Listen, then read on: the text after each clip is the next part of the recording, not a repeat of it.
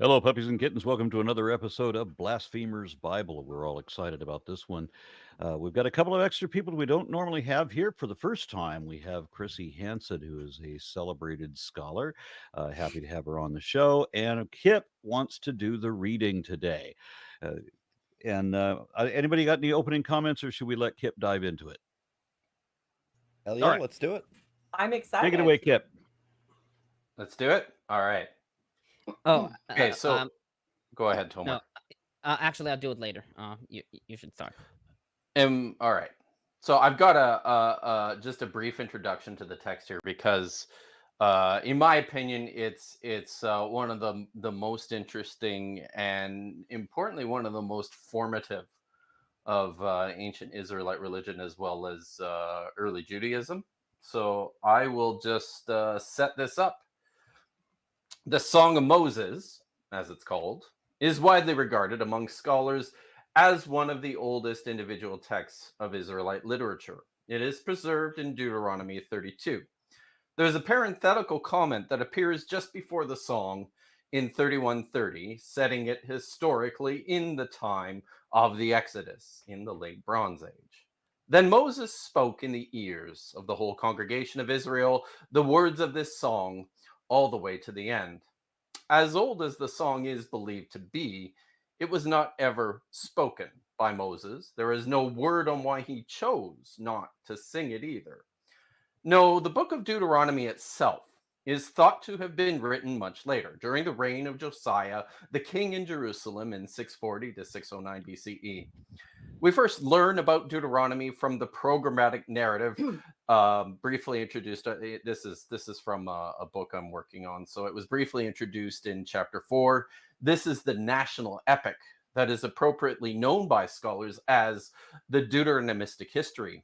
The Deuteronomistic history appears in the biblical books, Joshua, Judges, Samuel, and Kings.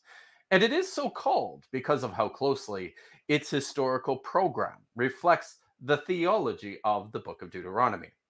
Moreover, the Deuteronomistic history lionizes Josiah, and the earliest form of this work possibly ended with a very positive appraisal of his dramatic religious reforms.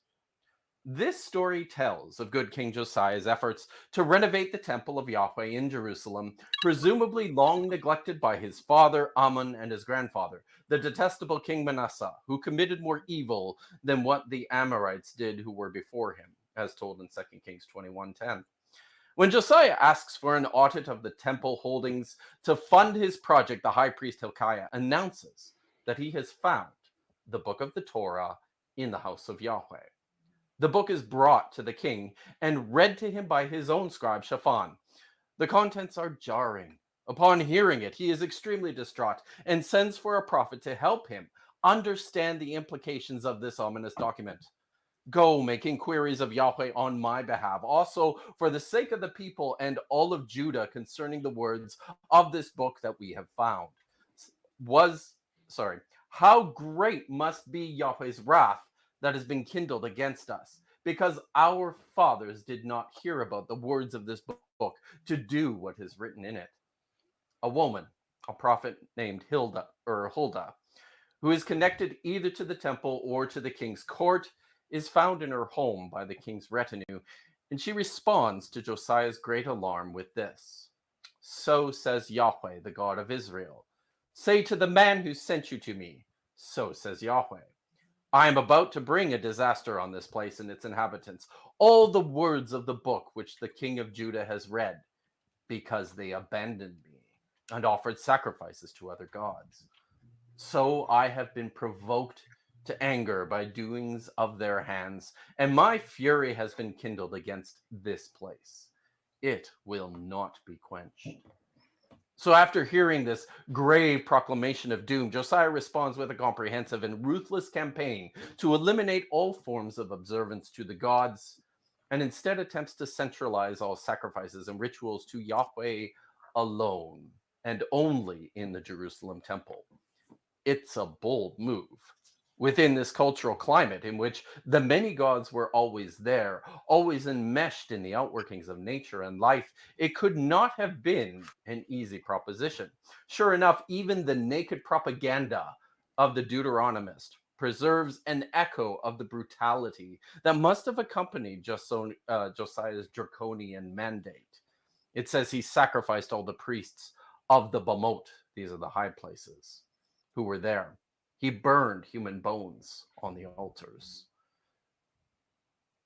Okay, so yeah, we will have much more to say about Josiah and his paradigm-shifting reforms later. But for now, what do we know about this God, Yahweh, whose frothing jealousy demanded such singular devotion? This brings us back to the Song of Moses, an ancient hymn that some scholars believe was appended to the Torah in the house of Yahweh that we now know as the book of Deuteronomy, and was the inspiration behind Josiah's disquieting religious policy. Others have suggested that the song itself was originally this book, but in either case, it tells us much about the God Yahweh at the heart of this watershed event in Israel's collective memory. Now the song. All right, Tomer, how much of this do you want me to start with? Read up to 25, I guess. Oh, wow. That's where I originally had. Wow, very good. Thank you. That was where I had my original break. How nice. Prophecy. Great minds think alike. Now, I need to qualify this before I start reading everyone. This is my own translation, and it's a work in progress. And you'll probably hear it a fair bit differently in a number of places than your English translations. And one of the reasons for this is possibly because I'm weird, but also because the Hebrew in this text is really difficult. Yes. There's a lot of latitude, even among scholars, in terms of what a lot of this stuff means, which is Lots of part of what metaphor. makes it so interesting and exciting. Yeah. So I'm going to start. Give ear, sky, let me speak. Let the earth hear the words of my mouth. May my teaching fall like rain, my speech distill like dew, like gentle rain on new grass, and like showers on tender plants. For the name Yahweh I will call out. Ascribe greatness to our God.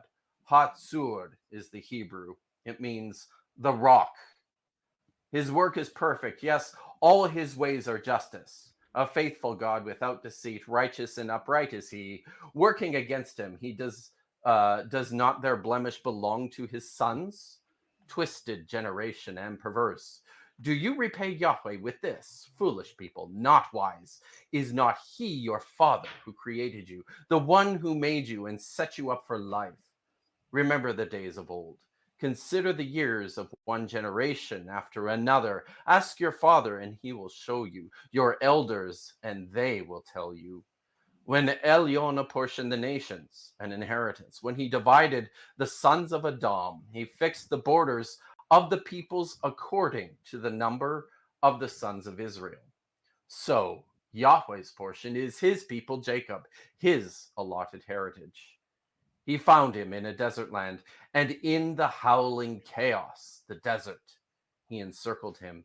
He cared for him. He gazed upon him like a tiny man in his eye. Like an eagle that awakens its nest, gliding over its hatchling, spreading its wings, catching him, carrying him on its pinions, Yahweh alone guided him. There was no one with him, God of a foreigner.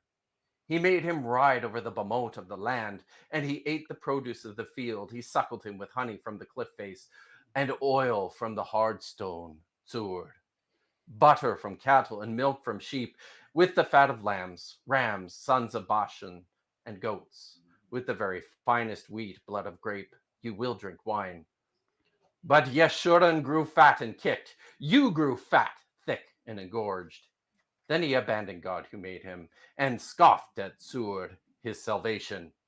They inflamed his jealousy with strangers. With abominations they provoked his fury. They sacrificed to Shadim, no God.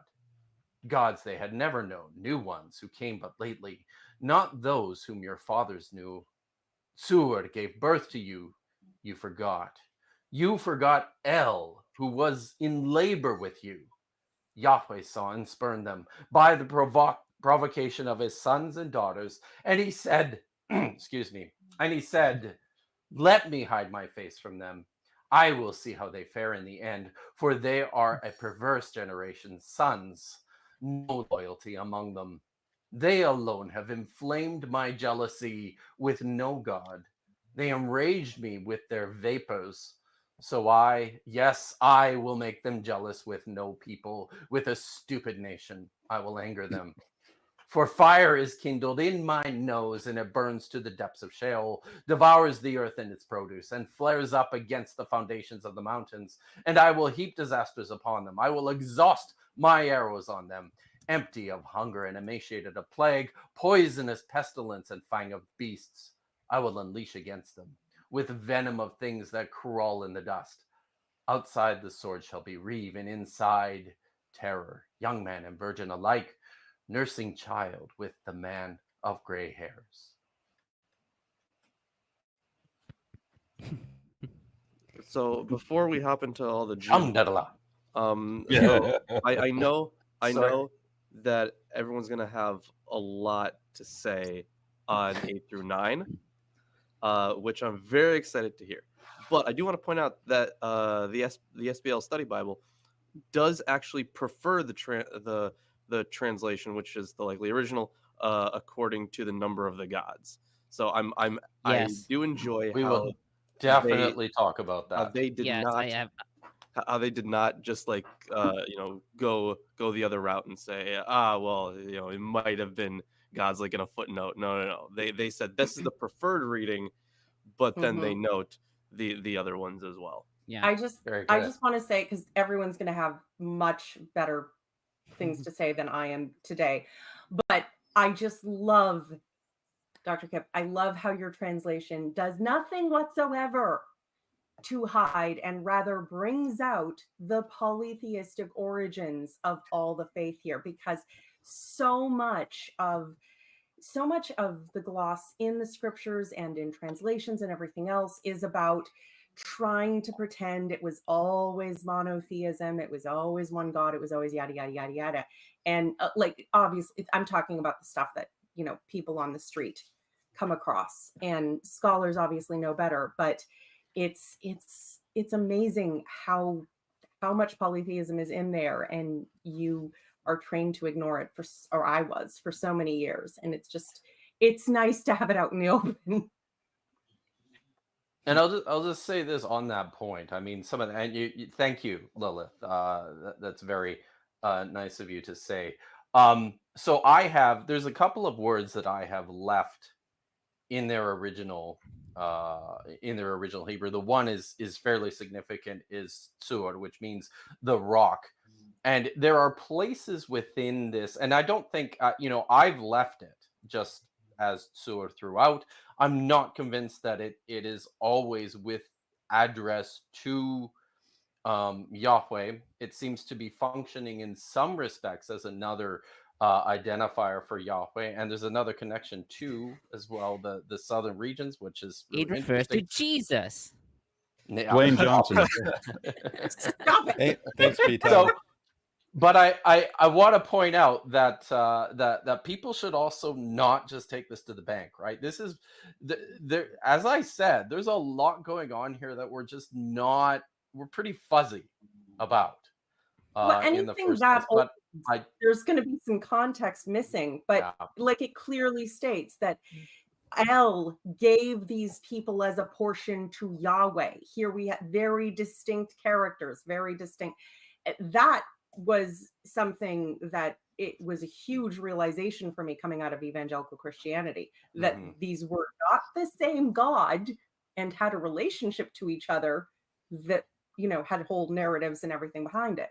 So that alone, would absolutely send P-Town into a conniption, but I was just thinking about this, especially with the panel today as it is. Right. For the way that P-Town would sometimes bog things up with well, as a Christian, I have to misread everything, I'm still looking for his last show. He did a farewell show on his channel. I have no clue. That's hilarious. what happened there, but he deleted the farewell to you guys. he deleted the farewell show. So maybe there's a second Yeah. coming someday. I don't know. For Just real. hope he's taking care of the children. He won't be sacrificing. Oh, right. Right? Yeah, I have Satan. seen him pop up on various panel chats and things around the internet. So he's still around. Well, I don't want to have this this assemblage of scholars to talk about P-Town. Right. Yeah. That's a very good point. So yeah, the apportioning the nations thing that does also I forget if it's in the Enuma Elish or in a different work. It's in several works. The apportioning of the nations is most relevantly, though, found in the works of Philo of Byblos around the 1st or 2nd century CE, and is also seemingly found in little residues in Ugaritic texts as well. So in the Epic of Akkad, it talks about the allotment of Memphis to one of the gods and a few other cities. And in the Baal cycle, it specifically mentions that the pit, the underworld, is the inheritance of the god Mot. And it actually uses the cognate term Nehiloth in Ugaritic to what is actually in the Hebrew. Yeah. So it's the exact. It's basically the same. A similar word descended from the same Proto-Central Semitic. All right. So what I think should happen is we should definitely start. We should definitely start the commentary and then get to 8 through 9 because that's like the Yeah, there's a lot in like the first 6 verses that get overlooked quite a lot. Yeah. That's really interesting.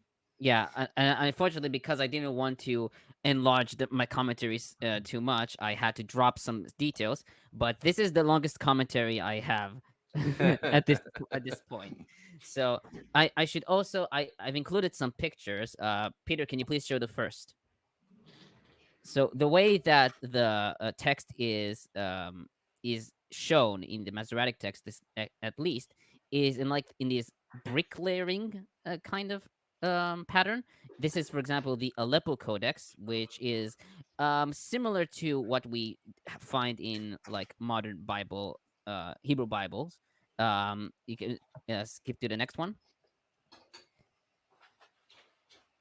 This is the Leningrad Codex, which has a very different pattern than what the Aleppo has. The clauses are longer than the Aleppo, but if you go to the next one, this is a text that I have from Hebrew Bible that I have as well. It's more in line with the Aleppo than with the Leningrad.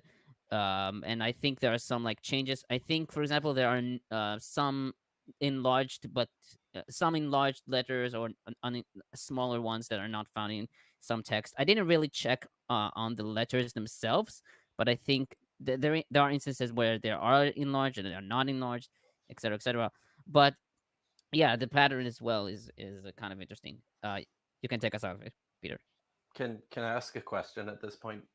Yes. Tomer, on that last image, yes, are the two are the two columns, are those individual parallel statements side by side that goes down like that? The lines are like the going with you read it from left to from right to left. From right, like left, right, left, right, left. left, like right, that. left. Yes. Yeah. Yes. Okay. Yeah. All right.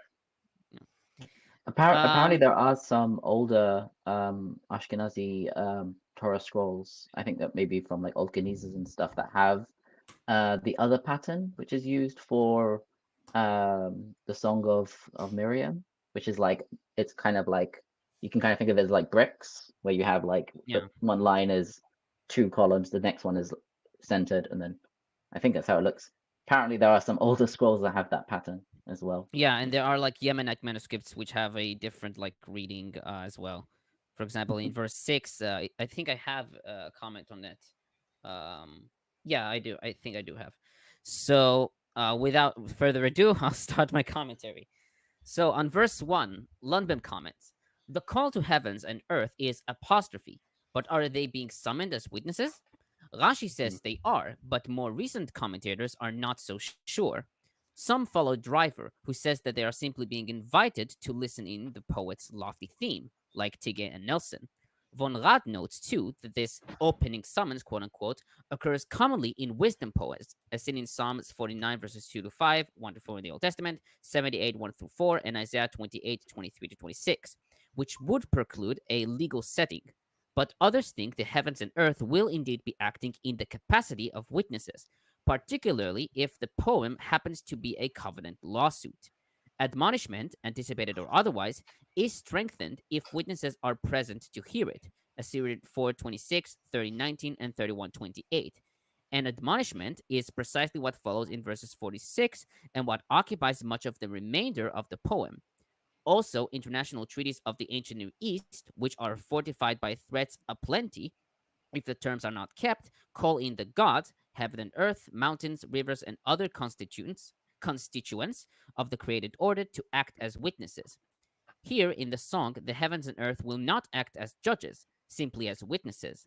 The judge is Yahweh, who gives the verdict on Israel in verses 19 through 27. Heaven and earth, say Rashi and Ibn Ezra, will endure longer than any human witnesses who live at most only one generation and may die tomorrow, end quote.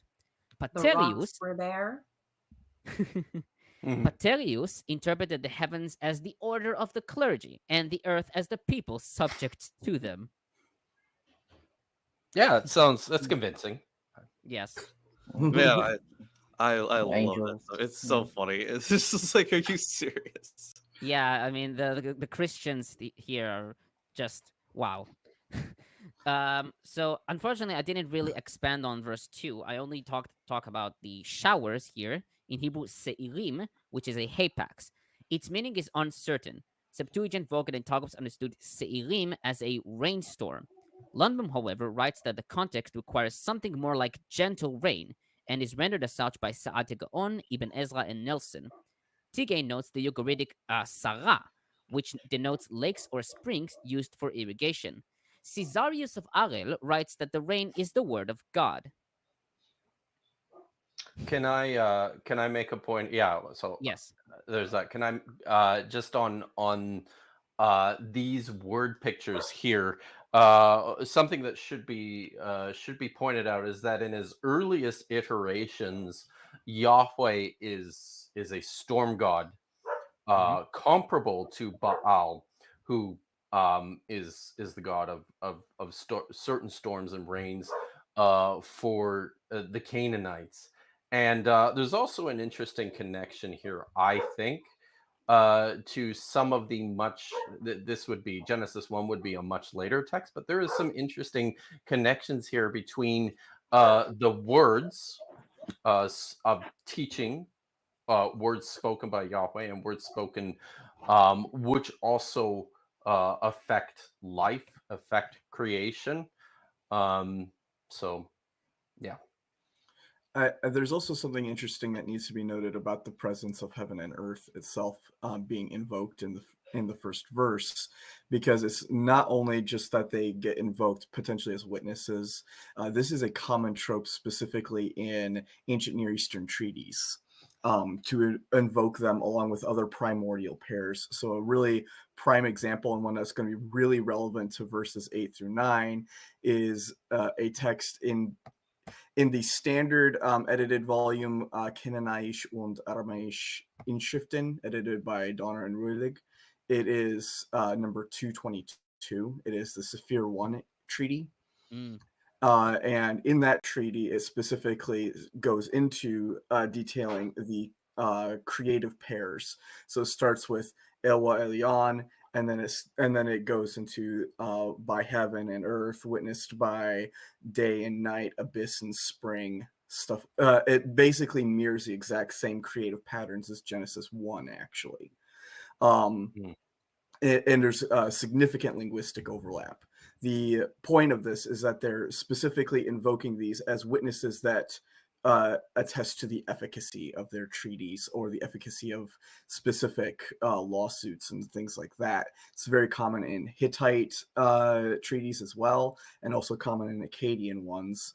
So we see a lot of commonality here where heaven and earth are probably not just being invoked as natural phenomena that are witnessing the treaty. They're actually anthropomorphized. They're divinized here to a certain extent.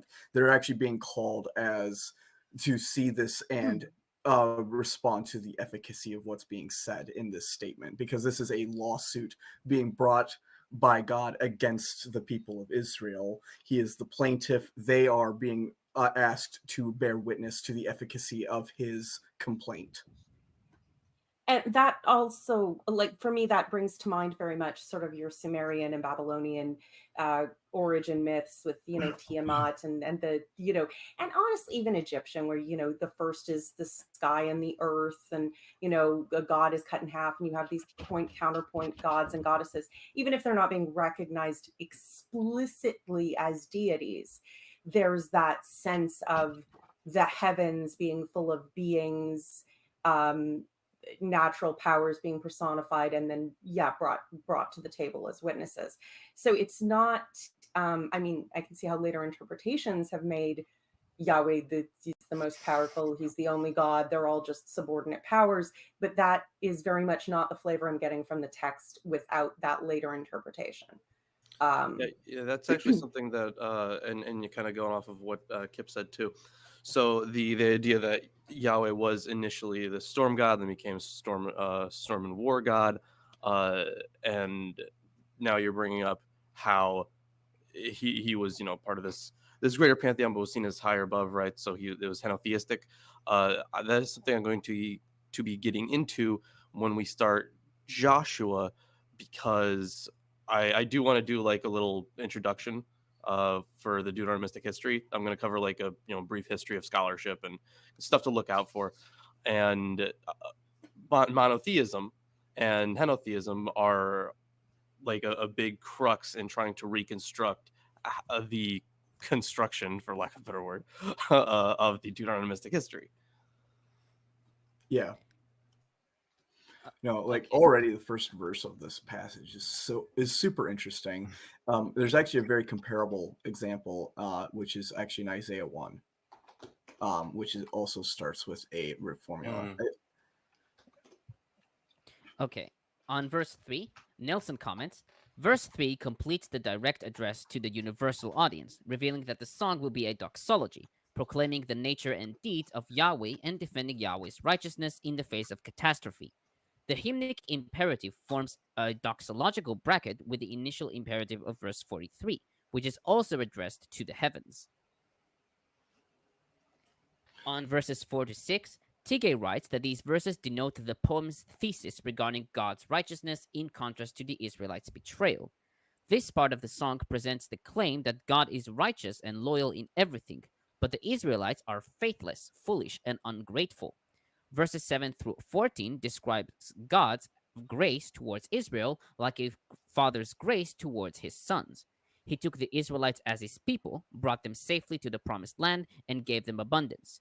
The Israelites, however, forgot Yahweh and turned to foreign gods, according to verses 15 through 18. I feel I would be remiss if I didn't say this stupid thing. I'm almost obliged to say it, but in verse 4, it says, "The rock, his work is perfect, and all his ways are just." Well, I haven't seen any of the Fast and Furious movies, but he's been pretty good in everything else that I have seen. Yeah, of course. So about the rock. Yeah. Go ahead, Tomer. I was going to say something about the rock. He is the rock. Yeah. So the NIV reads, "He is the rock." So Nelson comments, verse 4 proclaims the theological axiom that governs the poem. Our God, quote unquote, is the rock. Rock is a metaphor for refuge, and protection occurs 7 times. Being the rock entails being just in verse 4, the source of salvation in verse 15, the creator of Israel in verse 18, and unlike ineffective pagan gods, as in verses 31 and 37. The works of the rock are perfect, quote unquote, in Hebrew, tamim, unimpaired in reliability, even in the context of catastrophe, as in verse 30, end quote. McCarthy writes that rock, when used figuratively of God, was always a problem for early translations. Septuagint and Vulgate omit the metaphor and replace it with God, with the capital G, God. Yeah, Aquila I was just Peshitta- about to say that the Septuagint, instead of rock, it just says Theos. So Yes. God. yeah, yeah. Oh. So and Oh, that's a Aquila, good translation. yeah, Aquila, Peshitta, and the Targums read Mighty One.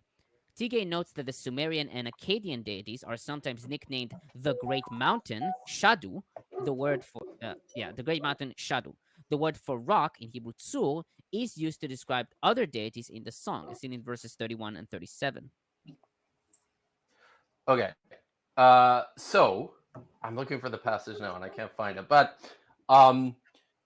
so I'm fairly interested. It will come as a surprise to no one that there are a variety of words in Hebrew for rock or stone or cliff or mountain of these sorts, and the word that is consistently repeated throughout Deuteronomy 32 is tsur.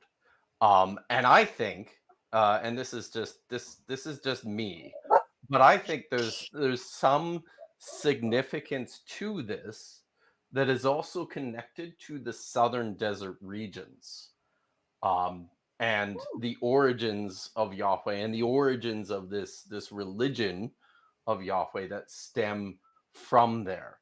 I was so I'm doing I did this stream last week with Dr. Josh and Dr. Dan McClellan, and we're actually continuing tomorrow on a couple of slavery videos that were produced by this terrible apologist, which are on the level of stupid as praise I am, maybe even a tier higher. But anyways, one of the texts that he discusses is this story in Numbers chapter 31. I'm sure this is one you guys have already covered, about the Israelites going out and fighting against the Midianites because of the sin of Baal Peor.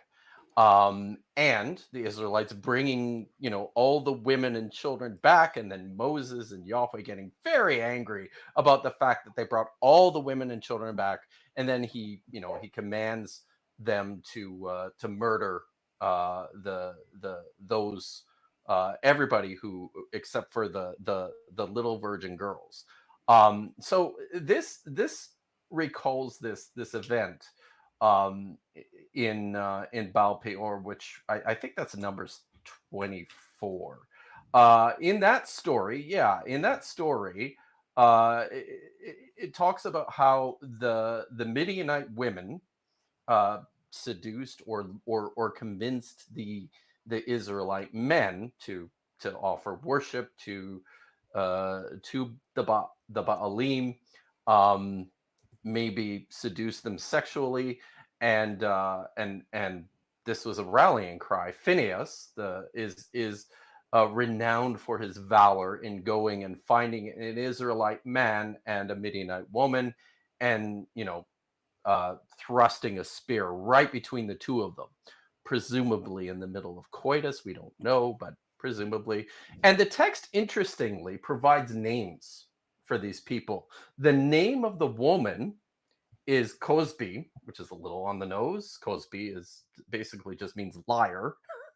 And no one's going to name their kid liar. And it says that she is the daughter of Tsur, the head of the Midianites. Now, in my estimation, this provides an interesting connection. Midian is to the south and to the east. We are told in a variety of places throughout the Hebrew Bible that Yahweh actually came out of this region. The region of Seir is in Midian. Judges chapter 5 talks about Yahweh coming out of Midian. So this name connected to this Midianite chief is Tsur, the same word that's used consistently throughout Deuteronomy 32 as another identifier for Yahweh. I do have Sorry, I just wanted to I do have throw a that out question. So I don't know the Hebrew for this. So there, but you guys will probably know. So some of the Psalms in I forget which ones, but the one where it says, like, the happy is the one who they dash the babies against rocks, stuff like that. Oh, that's a good There's question. also the one that when they do this analogy about a plant growing from these foundation stones, is that also the same word for rock, or is that one different? I need to see the exact Yeah. source. The like, exact references. verse, Yeah. to see Yeah, it. there's Yeah, at least yeah, another I forget the verses, but I know those are definitely in Psalms. So there's at least another 2 words you could use for rock, like Selah and Even. So Yes. I Mhm. Selah imagine is those used 2 here. verses. Selah is Yeah. There's used in Psalm this. That's true. 18. Yeah. Psalm And 18, not 31 Peter? says, Wait. "For who is God except their Lord, and who is a rock besides our God?" And that uses the Zur. I should also note that the Yep. Theodotion he renders it as fictol, and McCarthy writes that it is based on the Masoretic's use of the root tzadik vav resh, understood in the sense of one who fashions or carves. So Interesting. In verse 6, do you thus repay the Lord, O foolish and senseless people? Is he not your father, who created you, who made you and established you? No, he's not. Thank you. Goodbye. There is a lot of interesting stuff in that verse I want Yeah. to talk about, Yeah. especially because that's where this is through this I want to actually debunk a number of apologetic claims about this passage, specifically because I think Michael Heiser has permanently damaged the understanding of this passage to an extent that I almost call it I almost consider it scholarly malpractice. It's so bad. I remember reading your Reddit post on it, which was really good. Yeah, so my when I initially started getting into this, this was the first thing this was like the first thing Bible-wise I ever actually wrote a full paper on for publication. My original draft of all my work on this was about 32,000 words long, which I have had to whittle down successively over the years to have a publishable length at all. So my latest version was just published in a journal called Alternative Spirituality and Religion Review, along with an addendum paper that was just published earlier this year, and goes through basically all the information that's relevant to verses 6 through 9, and also verse 43, which we'll get to, because there are a lot of really interesting textual problems with that Will part of we? the passage as well. Yes, Will we I actually have get I have a there? picture for it prepared actually. The thing with verse 6 is that so Michael Heiser and others will love to claim that that Elyon and El in verse 8 have to be identified with Yahweh, because verse 6 has supposed El epithets used of him, which seems to identify them, specifically the word Father and Creator. Though both of these are used of the god El, who is the high administrative god in the Canaanite pantheon. He's not the most important god in most Canaanite pantheons, but he is like the administrator of the pantheon itself. And then there's the active deities underneath of him, like Baal and figures like that. Baal is definitely the more prominent at like Ugarit or in Phoenician texts as well that we have remaining to us. So he's like the CEO. Everyone else does. Yeah, all the work, he's like the CEO, but he's not the face of the company. Right, Really. So he's not middle management. Yeah, exactly. You've got the CEO. You have the CEO of Subway, and then you have Jared.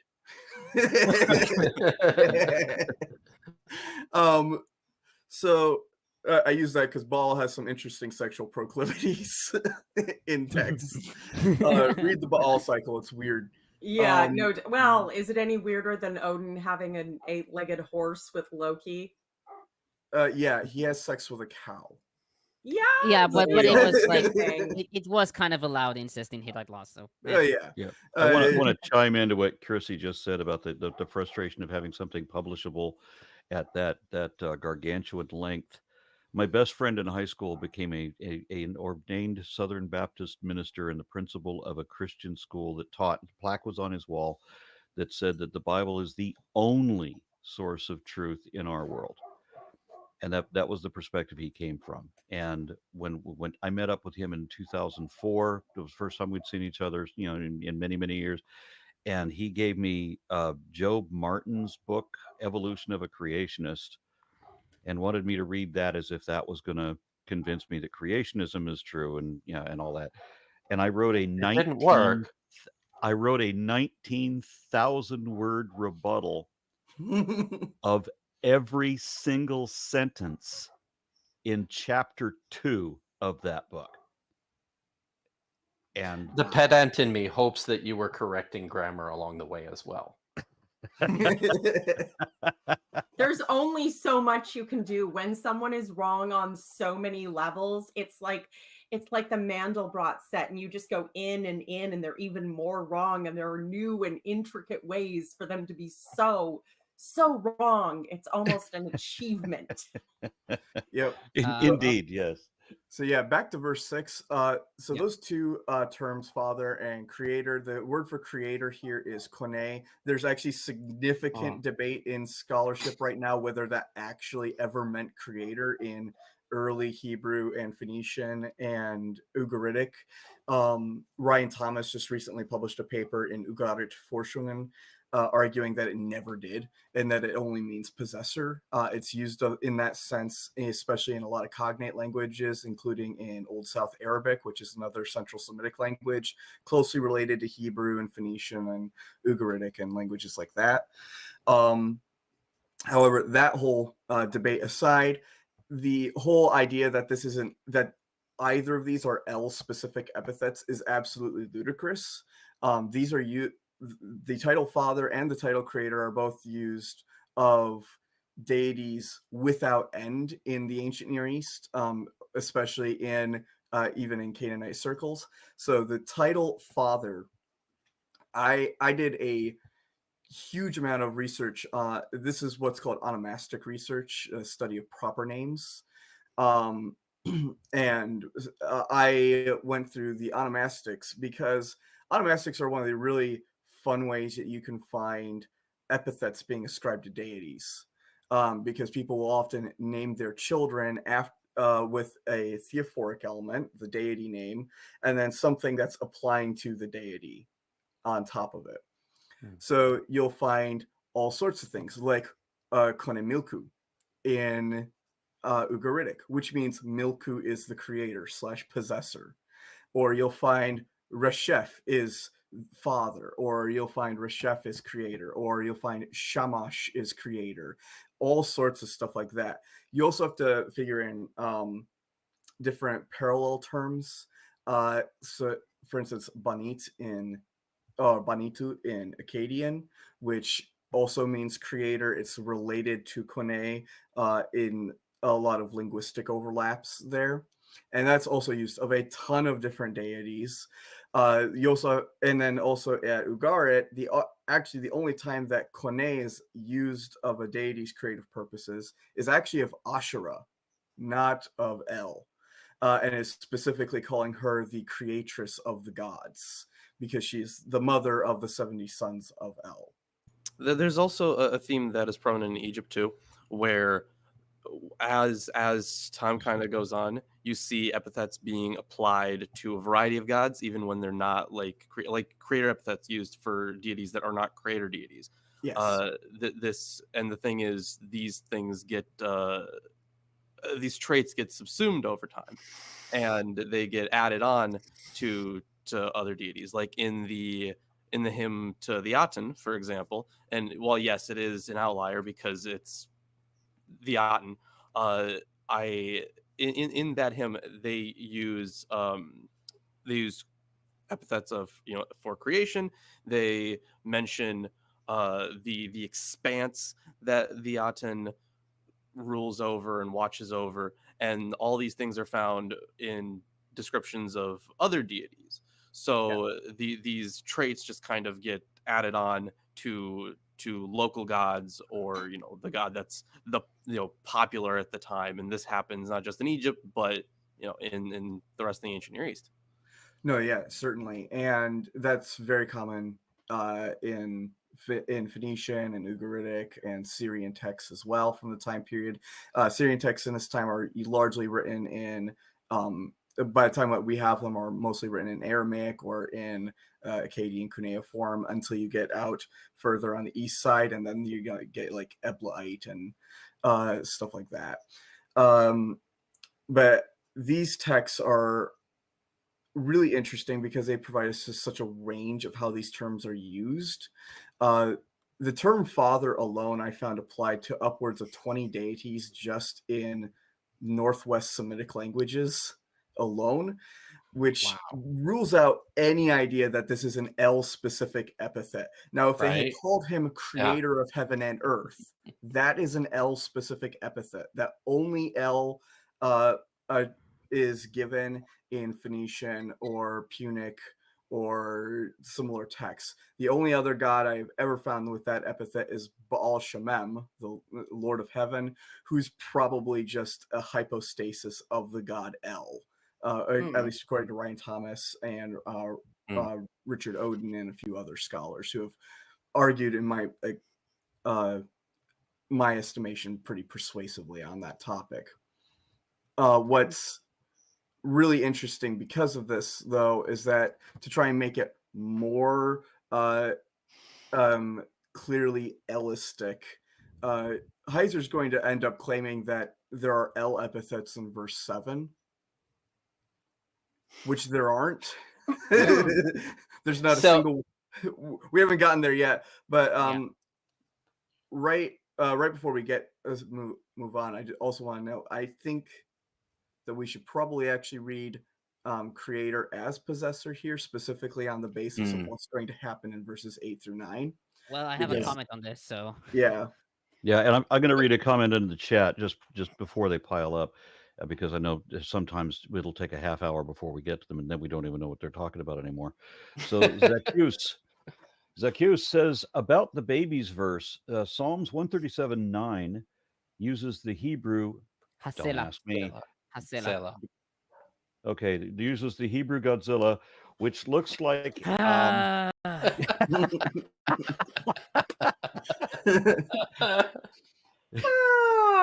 as well be Godzilla. Tomer, why don't you read this, because I don't know how Is it ha se la hasela? And then there's the red. Okay, all right. According to Bible Hub's interlinear. Okay. Interlinear. Yeah.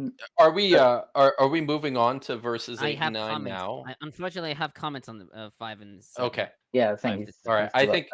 Listen. I think. Read your comments, but I think before we move on to verses 8 to 9, it's probably also helpful if Chrissy gives us just like a brief introduction to this guy Michael Heiser, because this is probably a person that a lot of people aren't familiar with. I really gave Heiser a shot. I really wanted. I'll be right back. I really wanted to like Heiser because so one of the Christians that does a lot of definitely more scholarly work in the field. Or I don't know if you want to call it scholarly work, but he takes scholarship way more seriously than average Christians. So Rob Rowe from Sentinel Apologetics. Yeah, like I like the guy. Deepak Chopra of sorry, I like the guy. Believe in it'll be real. He's easier to talk to than like a Kent Hovind, for example.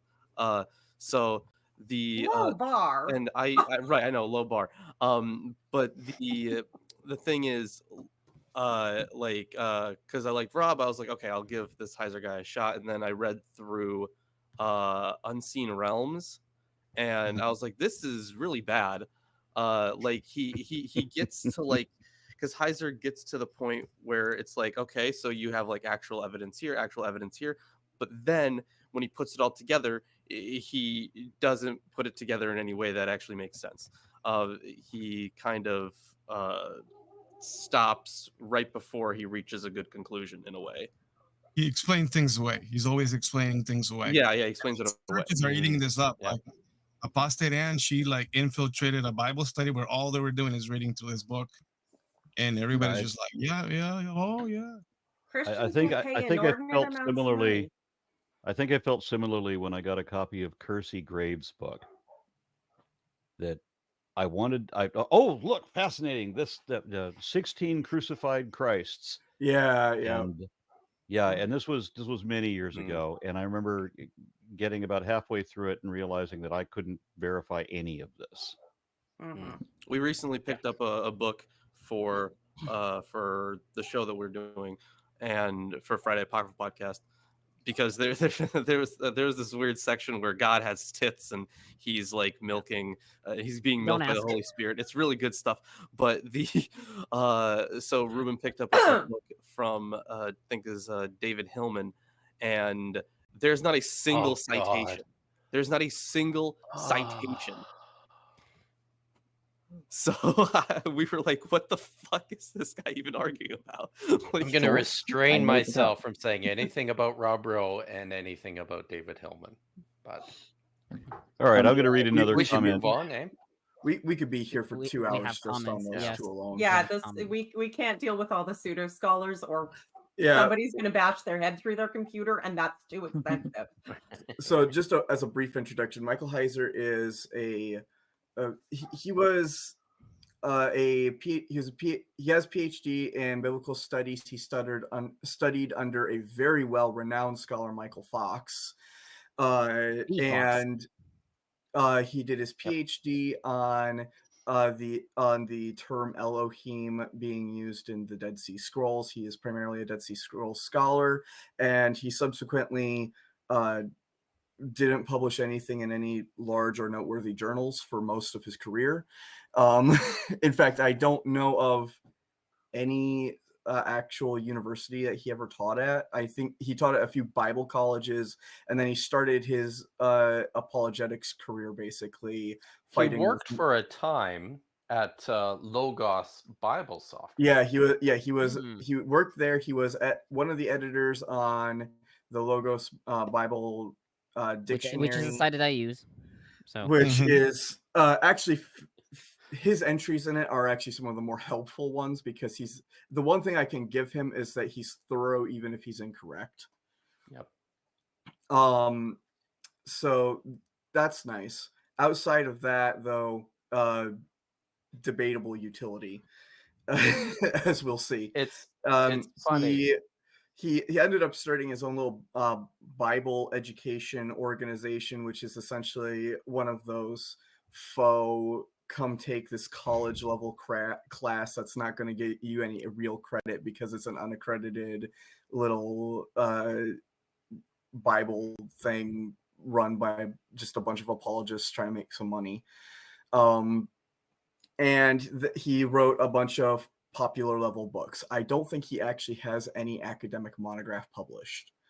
He has The Unseen Realms, and then he wrote Angels, and then he wrote Demons. He wrote a few other books. He wrote one on the Book of Enoch, debunking ancient aliens people, which his work debunking ancient aliens people is actually pretty good. He actually is a decent scholar when he wanted to be. He actually recently passed away in February of this year. The one thing that constantly came up on his radar, though, was Deuteronomy 32, because he hated the way that Mormons interpret it, because Mormons interpret it correctly. Yeah. Which is a first for them, I have to say. It's remarkable. Not And- twice a day. And, The thing is, Mormons they actually use. No, sorry, never mind. I'm thinking of Jehovah's. Never mind. you know, he absolutely hated the way Mormons used it, so he was constantly fighting with them. He has like 3 articles, like academic articles published, just fighting with Mormons. It's really funny. And then he has a bunch of articles written on Deuteronomy 32, because he just has to say that Mark S. Smith, one of the most renowned scholars of early Israelite religion, is wrong on everything. And Michael Heiser can't even get Mark Smith's thesis correct. Everyone should Cannot read even Mark S. represent it Smith, by the way. correctly, let alone virtually any of Mark Smith's arguments. This feels like the I'm scholarly level of watching Martimer 81. Why do people laugh at spirit science? Where you're just like, what? You know, it's comforting though in this economy to know that if any of us completely give up our moral and intellectual integrity, we can at least make a killing making ridiculous excuses for Christians to believe nonsense. yeah. I The just one have a backup plan. question. One thing he As recently. an Oh, as a non-scholar, I'm just trying to like grasp this whole discussion you're happening. So is the problem that in later verses we're going to have it where it seems that Yahweh is like inheriting from another god, El Elyon, From L. and yes. and this Heiser guy is trying to say no, it's just it can't be because our verse calls him the Father and the Creator, which must Yeah. make him Yeah. already developed. There's going to be a Um, few other arguments he offers as well. Like we're going to get into a whole debate on the use of what the specific particle in verse 9 and a whole bunch of other stuff. We'll On get the there. But just on the gave us- contrast of, I'm sorry, on the Oh, yeah. contrast of skeptics and believers, my friend who was the minister, he was suggesting that if you have a belief system that you like, you have a belief that you like, then you should just publish a book where you write out everything you believe as if it's a fact, and then you just publish that, and then you'll never hear a rebuttal because you've published it. And everybody who doesn't like are they going to publish books in response? My friend is thinking no. Now I realize scholars actually do that, but what a lot of these believers, the Kersey Graves that I just mentioned, we can think of a half a dozen others, where they publish the books and then they don't ever get the feedback, and they don't want the feedback either. And where my interest was the feedback. I don't want to just publish a book. I want to be able to present the arguments and then hear the response. You see, you have this disability. It's called integrity and caring about the truth. It means your opponents are not so burdened by such a disreputable affliction. It is worth noting. So Kersey Graves was infamous in like mythicist circles specifically. I was working at one time on a history of mythicism. There was actually a book-length response to Kersey that was published a few years after his book was published. It's just really poorly known, but it's part of like a long-running debate that was going on, especially in secularist circles at the time.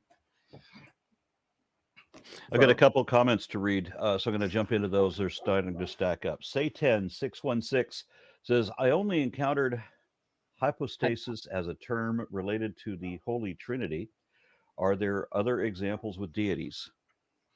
Yeah, there are multiple different instances of that. So, for example, one of the common ways that you can actually get a hypostasis is specifically where a deity or a term gets misunderstood as referring to a deity, and then it becomes hypostatized as a deity in later texts. Probably the most infamous example of this is the god Moloch, who doesn't exist, never existed. There is no god Moloch. Heath Durrell, Francesca Stavrokopoulou, But he's all over the Bible. They've all, it's been debunked for ages, and basically the only person I can find that's published any book-length treatise on the topic arguing for a god Moloch is John Day, and John Day's just a person who hasn't found a deity he doesn't like. So I mean, technically, they're all made up. Jordan from Spirit Science, he never found a god he couldn't believe in. It just specifically comes from an inability to figure out what the particle lo meant in these specific contexts. Because so let me understand this. La Moloch coming up in the Hebrew a bunch of times, and that in Hebrew can be read quite plausibly as to Moloch, depending on how you interpret the second. I just want to. Everyone should read this, by the way. There's a good. I just want to say. Real quick. We've been 20 minutes like stuck in verse 6. So I haven't even had my commentary on 5. So. Well, you knew that was going to happen. Yeah, but I didn't know that was going to happen. Okay, so but Oh, are so- you telling me, Chrissy, that Yeah, for thank you, all Peter. these references that we have for people worshiping, there was never. We realize that God never existed, but the thing is, there were people worshiping, but they were not people worshiping this God. Correct. So It's a type of sacrifice specifically. It's and a set, probably we find the same kind of sacrifice being referred to in like Punic inscriptions. So like around Carthage and stuff. And these are specifically sacrifices that are being made to deities like Tanit and who is now another deity that's interpreted now as El, like Baal Shemam, and deities like this. They're receiving a lomulk as a sacrifice in these texts, which indicates that there is a specific kind of sacrifice. And then you go into more detail, and it's probably child sacrifice of some kind. And in the Hebrew Bible context, probably child sacrifice is offered to Yahweh. Yes. So yeah, these are sacrifices probably made to the God of Israel. At some point. That's a bold plan. There's a bold statement that Kip just made here. That it sounds like you're both saying the same thing. Yeah. When they make these sacrifices to Molech, and then we hear all throughout the Old Testament that people are sacrificing their children to Molech. Chrissy says there is no Molech. Kip says they're actually sacrificing. They're to committing. Yahweh. They're offering a Molech sacrifice to Yahweh. It's a type of sacrifice. Yeah, I think the Hebrew is la Molech, which can mean to something called Molech, or it could mean, you could probably read it as for a Molech sacrifice. Yeah, I could just see all the denial. Like I can almost hear it. No. That's not what that means. Oh yeah, they really don't like it. But if you really want to get into it, Heath Durrell actually just wrote a few years ago, really amazing volume summarizing all the evidence for human sacrifice in ancient Israel. I think it was literally just called Child Sacrifice in Ancient Israel or something like that, published by Eisenbrons in 2018. I will look for that one. Thanks for that. Yeah, that's a very powerful Heather, statement. I did Peter quote needs it to on. give us the longest library list, and we'll just put, our powers combined and come up with the perfect scholarly library. I did quote it previously as well. Yeah, you did. And also, I'm going to try to get through these last couple of comments before we continue. Also, Francesca's book, King Manasseh and Child Sacrifice, really good. Yes, really good stuff. Excellent. All right, so Eric Wander says, this is one of the oldest texts in the Bible and very important for the rest of the Jewish religion. What is known about this religion in the area before the text? Well, it's the Israelite religions, and it has it's a big question on its own. So the answer is not very much, but we try to reconstruct a lot. Yeah, and there are a lot of different models for it. Part of the problem is in dating the text as well, which is not there's matter. Most scholars date this text around like the 9th to 8th century BCE, sometimes a little earlier. There's been a recent move to actually date it late to about the exilic period. There are two recent monographs that have been published and have been fairly well received that date it later. And then other scholars think that this whole text is a patchwork and that various portions date to various other periods. It's the dating of Give Ear, Deuteronomy 32, is an absolute nightmare to go through. I have to say, because I brought this up very frequently during the whole thing of Deuteronomy, because I know that not all of our viewers are scholars and they need to know just some of the basic stuff that is actively kept from the believer that is absolutely absurdly obvious to scholars, like the fact that Deuteronomy, appears in the reign of Josiah, was probably largely written by the priests of that time, was, had specific political goals, that it was then, retrofitted into the Mosaic narrative. This part being possibly of separate authorship, and I believe, if I understood you correctly, Dr. Kep, you were arguing that, or mentioning that at least one of the models is that this was a much older text that was then, sort of re-put together and inserted into the text at this time when it was written, which I can certainly see with the obvious polytheism that at least those portions might have older heritage. But with religion, and particularly with religions that, when you're trying to bring together these disparate parts of, a very similar core religion, but every little group has their own little traditions, and you're mashing them together and trying to get them to be, some sort of coherent narrative. You often end up having to preserve these little bits of, people's favorite bits of poetry, favorite story, favorite narrative. And you end up with a lot of repetition and sort of, it ends up very messy on that part, which is part of the joy of reconstruction. But that's, I mean, it's an interesting argument whether this was earlier or later or a bit of both. It certainly wouldn't surprise me if it was a mishmash. It's not exactly the first time we've come across that in the text. Yeah, I'm I mean, just the Deuteronomist certainly yeah. used sources, so Oh yeah, like he could have easily had access to like an ancient hymn or something. absolutely. Yeah, and I think what is it? I think it's Ket Hinnom, right? Definum, The Silver Definum Scrolls. Yeah, Yeah, Definum. yeah. So And they like those something like that would have been like a source for something like this. absolutely. And the, the priestly exilic, post-exilic source would have had less to go from in some cases, because I have no doubt that, with the destruction of Jerusalem and the exile, many sources were lost Many things were that they probably were lost. then, Yes. attempting to reconstruct. But inevitably, three things are bad for fire, war, or bad for books, war, fire, and religion. And that was all three. I have no doubt that the Moisture and Deuteronomist light are terrible for books as well. they're less immediately apocalyptically destructive, but I have no doubt that the Deuteronomist had sources that the priestly exilic, post-exilic sources would not have had access to.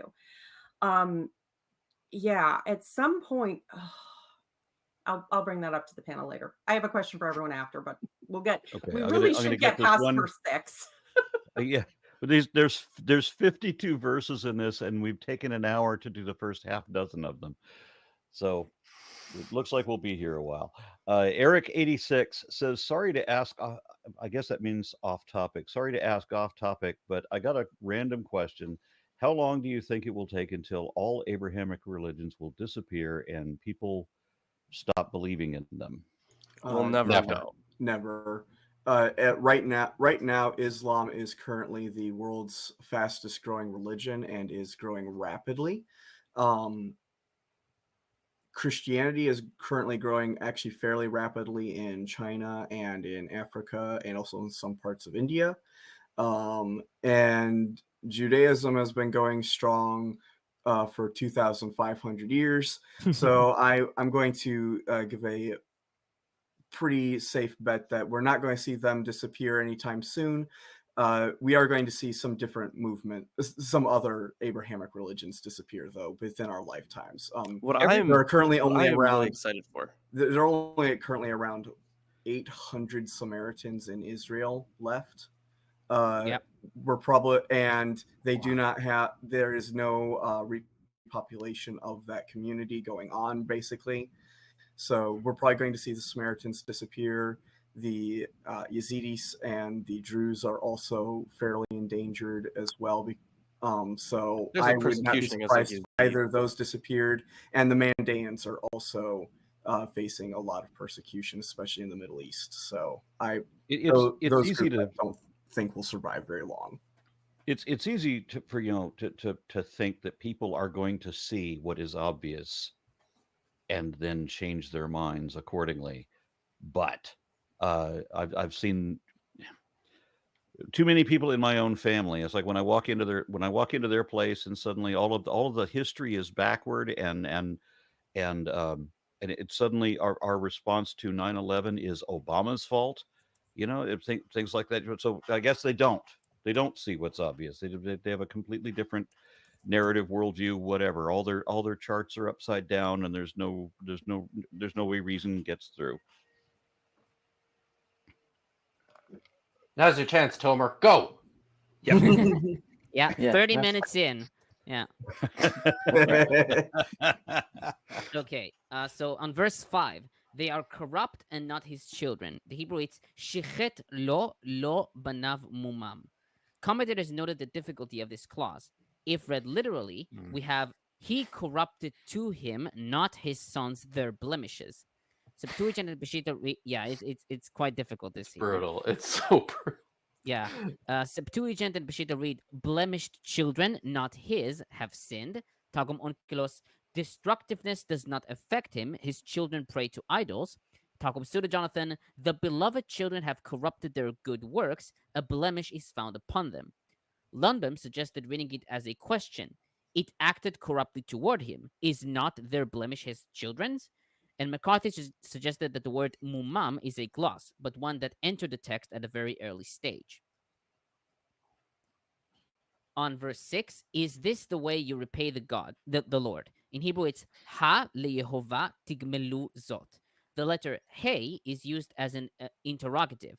Usually, the interrogative hey is combined with the subject to create one word, as seen in Yemenite Torah. But here, it is a word on its own.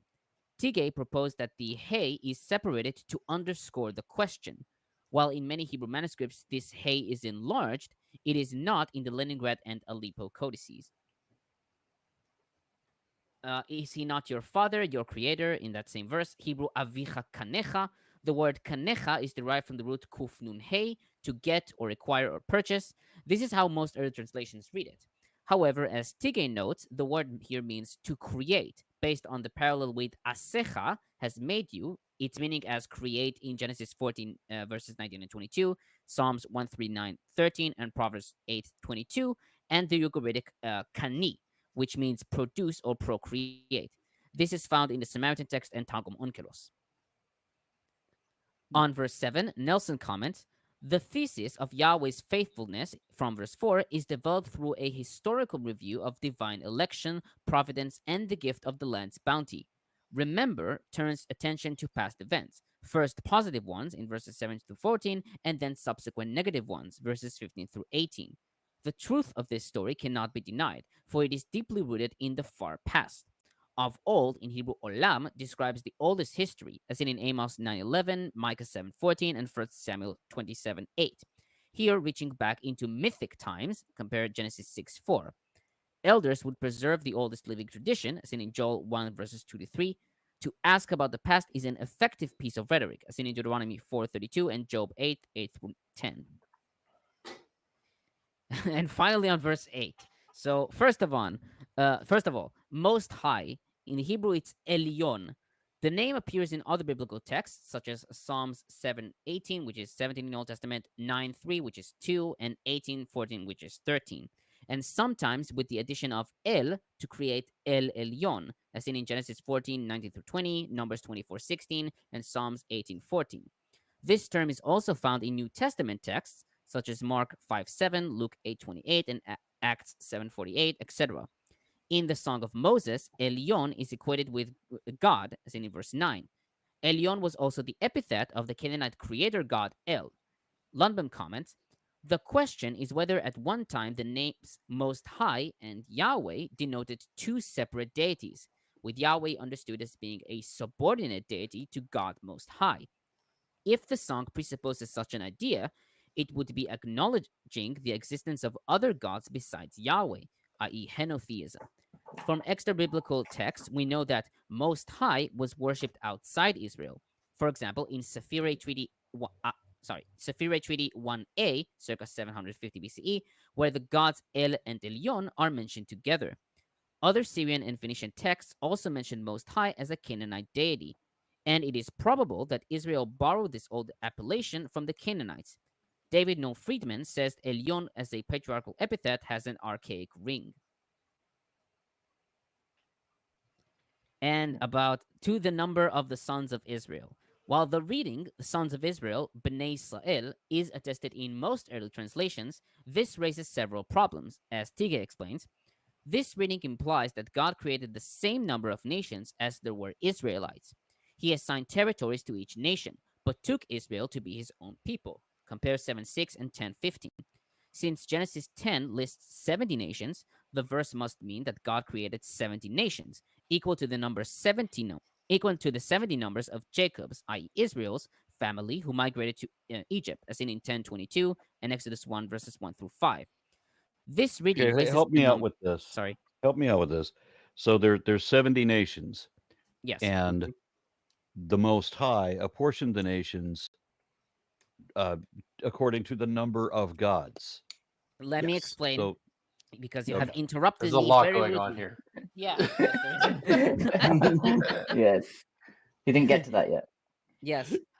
So this reading raises a number of difficulties. Why would God base the number of nations on the number of Israelites?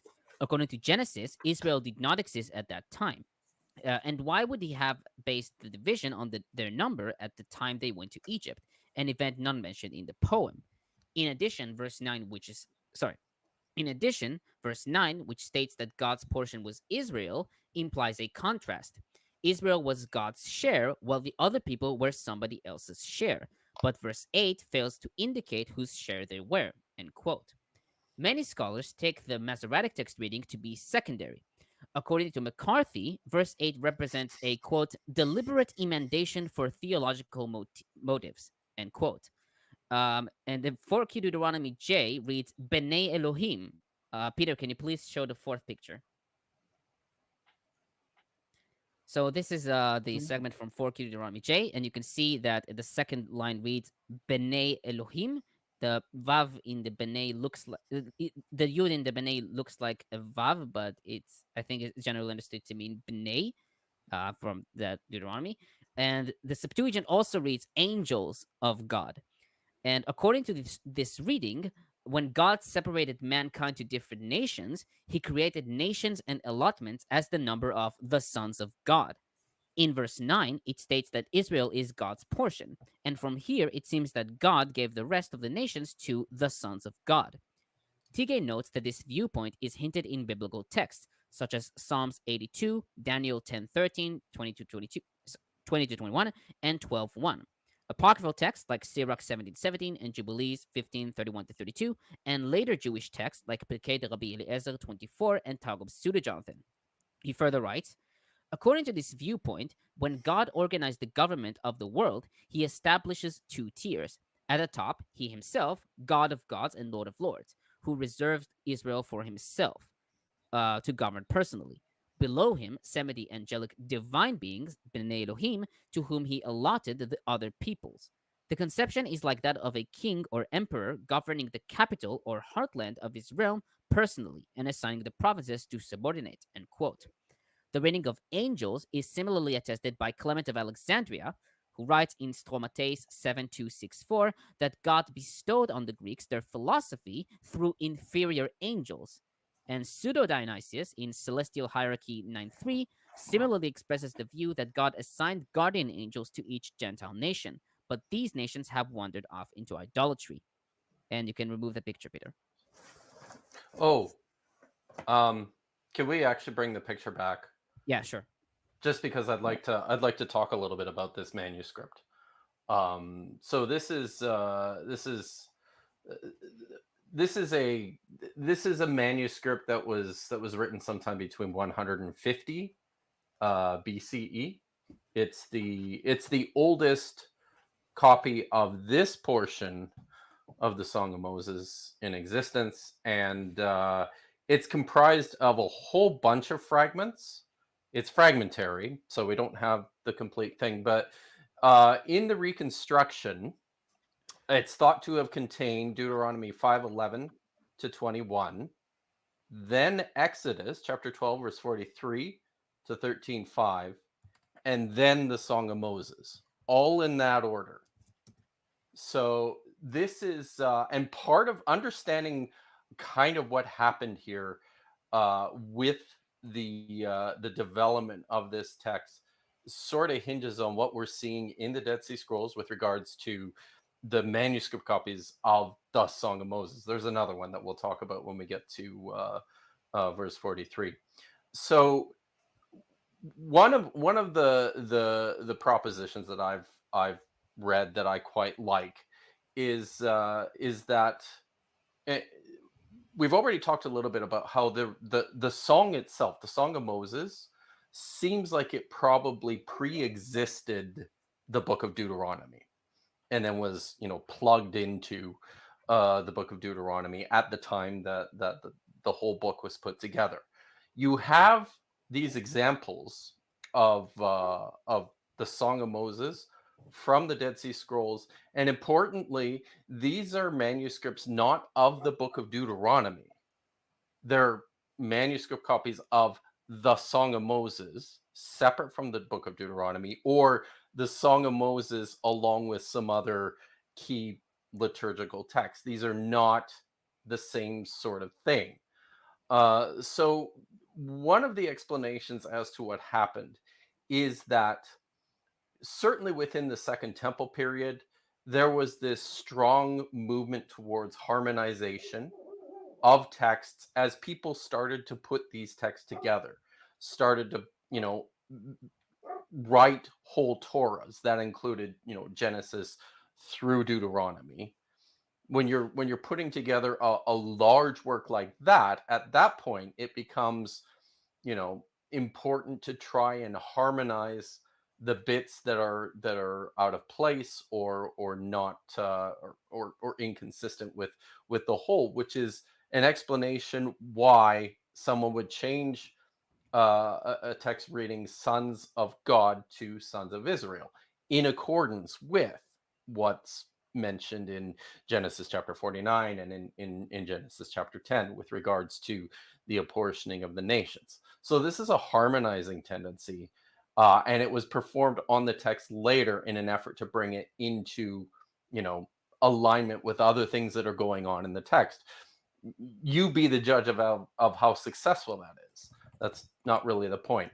So the reason why this reading survives, though, is because these smaller manuscripts are not copies of Deuteronomy.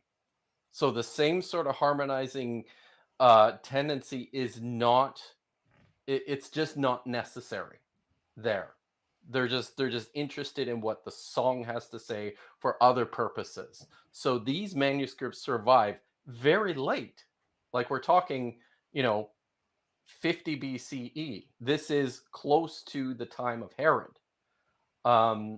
So that's kind of how this developed, and this is why we are fortunate enough to know about readings like this today.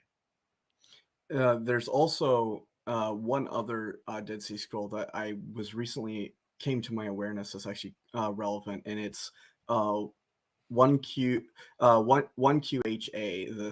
It's a Thanksgiving psalm, and in that it actually references again Deuteronomy 32 verse 8, but in that one it actually reads B'nai El. It actually preserves the reading of El's name specifically. And that one's very specifically relevant because even if it's still read Elohim, we could probably reconstruct that it originally read El from that. But even if it 1QHA would be but older. with this is... but with the Thanksgiving Psalm in addition, we're pretty certain that it originally read B'nai El. This was recently published in R.N. M. Wilson Wright's paper, which is freely available online. You can check out her academia.edu page. She uploaded it. It's called Yahweh's Kin, a comparative linguistic and mythological analysis of the children of God in the Hebrew Bible. It's an absolutely brilliant paper. The discussion specifically around that preservation is really curious because there are so many different variants. I know Tomer brought up the Septuagint with the reading of the angels of God, which is the most common one, but there are also two variants in the Septuagint. McCarthy notes that there is a variation in some Greek manuscripts, and I don't know what they say. I'll post here, and Lawrence will probably say what they are. They specifically read Huion Theo, so sons of God. Angels. This is Agalon Theo, so this is angels of God. Yeah, we have in most Septuagint manuscripts it reads angels of God. However, in two Septuagint manuscripts, specifically 848 and 106C, it reads Huion Theo, so sons of God. And then most manuscripts just read B'nai Yisrael, the sons of Israel, which is preserved in the Masoretic text. It's preserved in the Vulgate, the Samaritan Pentateuch, the Syriac Peshitta. Aquila, Theodosian, Symmachus. It's Yeah. preserved Neophiti and Targum Neophiti and fragmentary. It's almost in all versions except Septuagint and the 4Q Deuteronomy J. Do we know Now, of a any really traditions? Do we know of any traditions, like Canaanite traditions, that corroborate that El had 70 sons, or any you girls? Yes, yes. Sure. there that, is. specifically yes. comes from Ugarit. Yeah. Yeah, Baal, I think also. Baal, I don't think Baal said to have 70 sons. He is said to have sons and 70 children. daughters, no? Or somebody had daughters. I need to check this. I remember Yeah, something like that. the only one I I've know got some of specifically them. with the number of 70 children associated is specifically the god El. It's worth noting that we actually reconstruct that a little bit. They're actually called the 70 children are actually in reference to the children of Asherah. Yeah. In the relevant passages, but because she is El's consort, it's therefore just automatically implicated that they are the sons of El Oh, as well. Yeah, Unless it's L. otherwise specified. Fair Yeah, enough. I mistook. It's L. I thought it was. Yeah, Baal. and there's Yeah. obviously, there's obviously the 70 elders of Israel is, a reflection of that sort of sacred symbol. And also it reminds me very much of, in Daniel, obviously much later written, but the bit about how Michael, the angel of Israel, had to fight the angel of, and that's why the prophecy hadn't come to him in that amount of time. So you can see how this mythology grew of the angels being subordinate to God and having care of certain various kingdoms and peoples, and then being in opposition to the ones that were in control of Israel. So it's interesting to see sort of how the various ideas grow and mythologize in all these different strains. It's really, it's evolution. We could do an evolutionary tree for a lot of these ideas, and because they end up very far from their origins. I mean, yeah, that is accurate. What I think is the most interesting part about this field is, instead of like an evolutionary tree, it's all like a tapestry. Like it all kind of weaves in together in so many ways, and that is so cool to me. So there's in the evolutionary aspect that Lawrence was just referring to, horizontal gene transfer. When you get down into unicellular organisms, you get a lot of that. So you don't have a definite tree of ancestor-descendant relationships because there's blending. Yeah, there's elements, but both ways. Yeah, there is a lot to cover with this. So like I think like right from the start, there's already something really interesting just with the first word of verse 8. The first word is bechanhel. Thank you. My pronunciation of Hebrew is terrible because I'm self-taught.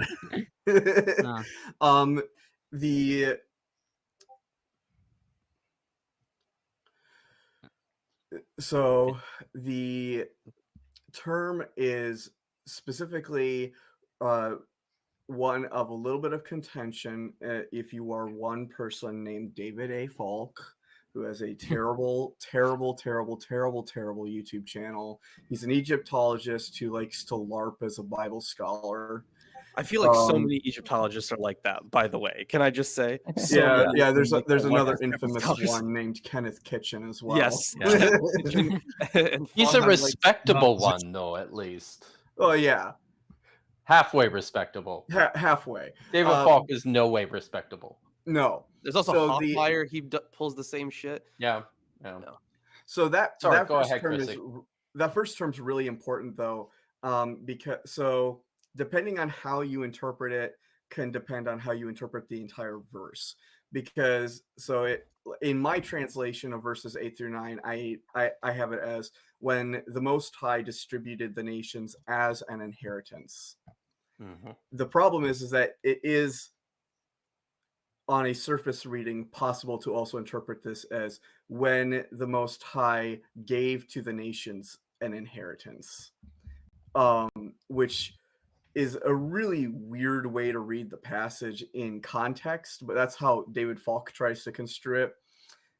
The reason we know that this is probably denoting that the nations are an inheritance is what's going to come up in verse 9, because the cognate term is in parallel with Yahweh receiving an inheritance, not with a nation receiving one. It also just makes no logical sense at all for a god to give himself an inheritance. Absolutely not. And every time you see this term specifically used of a deity, it's specifically denoting something that they have received. So at Ugarit, we have the god Mot receiving the pit as his inheritance in the Baal cycle. This is just the standard way that this term is used. It is almost always denoting some kind of object being received in some kind of way. It is an inheritance of some kind when it is used in this kind of a context. The Most High, the term Elyon, is a very important term.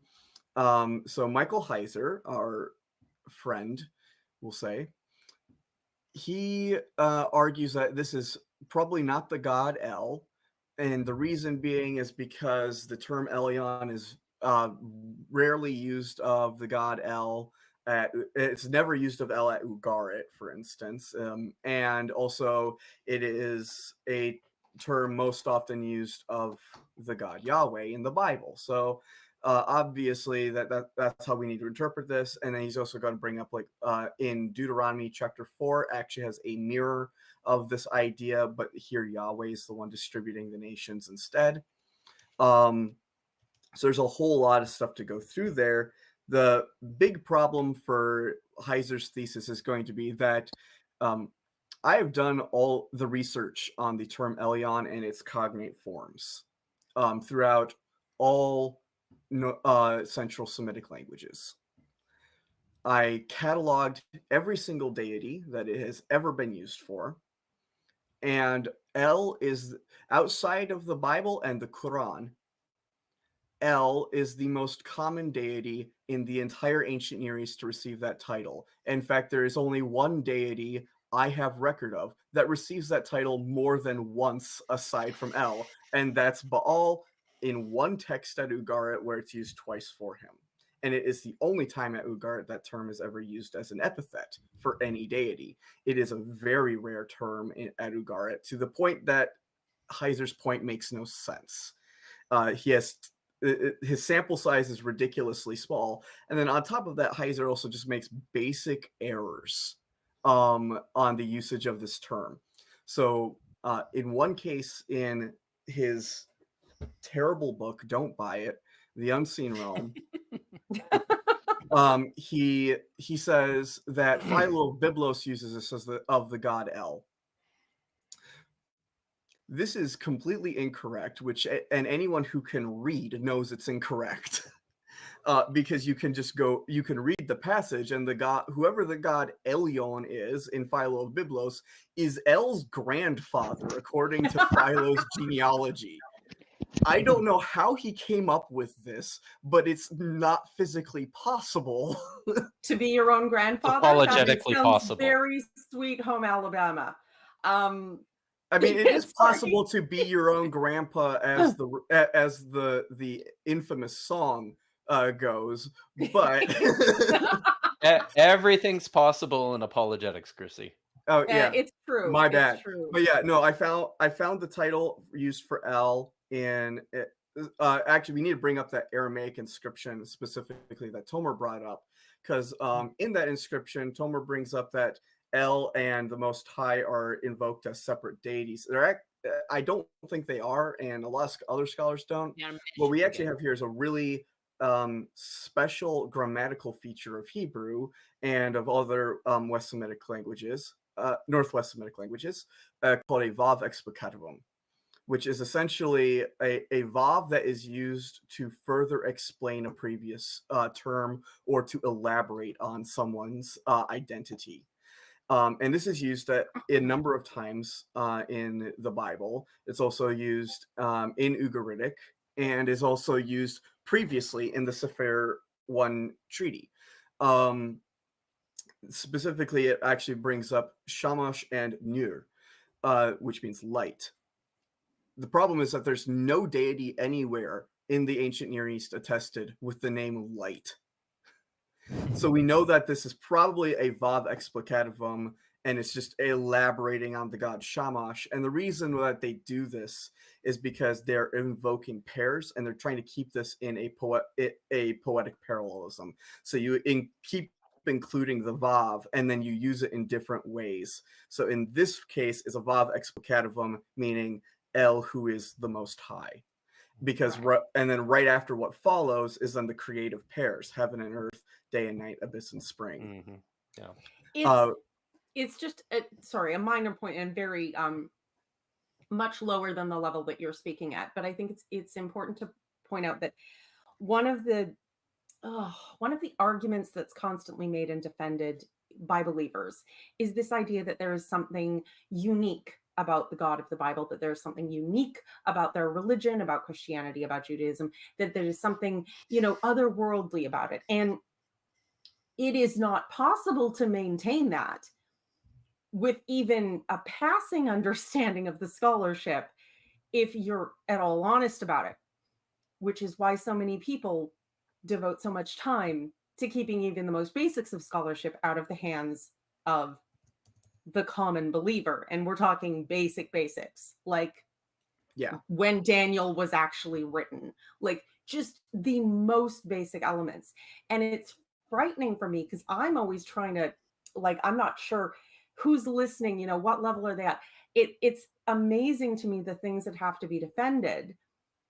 Yeah. And there's so much in here because the context, the Ugaritic, the entire cultural context and heritage of ideas that had been passed down through time that are adopted by people and adapted by people, the number of gods and goddesses that are like a slightly different version of each other, it's this huge interwoven sea of context that gives no possibility at all for the kind of simple, literal-minded evangelical beliefs that I grew up with. But also for a lot of just even what might be considered higher level believers' ideas that this is somehow a unique God with a unique perspective. It isn't. It's exactly what came out of the culture and times it surrounded and was repurposed and glossed. And honestly, every once in a while, when we're having discussions like this, I start to think, I swear to God, if in 1,000 years someone decides that the DC universe is a religion, we're going to be having the same argument over Jason Todd versus, the various Robins and how the multiverses interact. It's the same thing.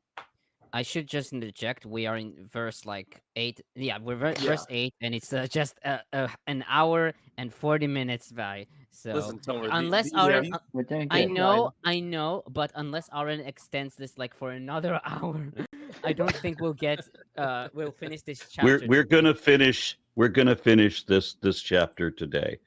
Thank you. As long as everybody else is up for it too. But let's I have proceed. all day. I might have to stand up. And trust me, I can go all day on this chapter. Chrissy is somehow always free and always busy at the same time. She's also down in America. I can do this all day. Kids, but I have a doctor's appointment in 2 hours. You have me till then. Uh-oh. Okay. I've got an hour 20, but I'm hardly essential. I'm from Michigan, and we just had a blizzard. I am trapped in my home with nothing to do. Y'all are stuck with me. I'm like a leaf at this point. I will say on Lilith's point. By the way, Shamash is obviously the best god, but and for those who don't know, Shamash is the sun. I will say on Lilith's point, if there is anything that is unique to Yahweh, I think it's probably these things. That he came out of the south, maybe not unique, but probably unique within this Canaanite context. And I think, because I haven't encountered other examples of this, I could be wrong, but in my estimation, I think one of the interesting things about Yahweh is that he's a foreign god who came from outside of the land into the land, Yahweh is an invading power. And Mm. this is part of his personality for the people of Israel, that he came in and kicked the ass of the native gods. You know, And this is absorbed this is them a and later took all their attributes. You get an invasion, Exactly. and you get an invasion. There can be Well, only one. And even more interesting than that, his earliest associations are with people like the Midianites, The Midianites, who are not war- they are not a Semitic people. They're Indo-European, as we can tell from their pottery.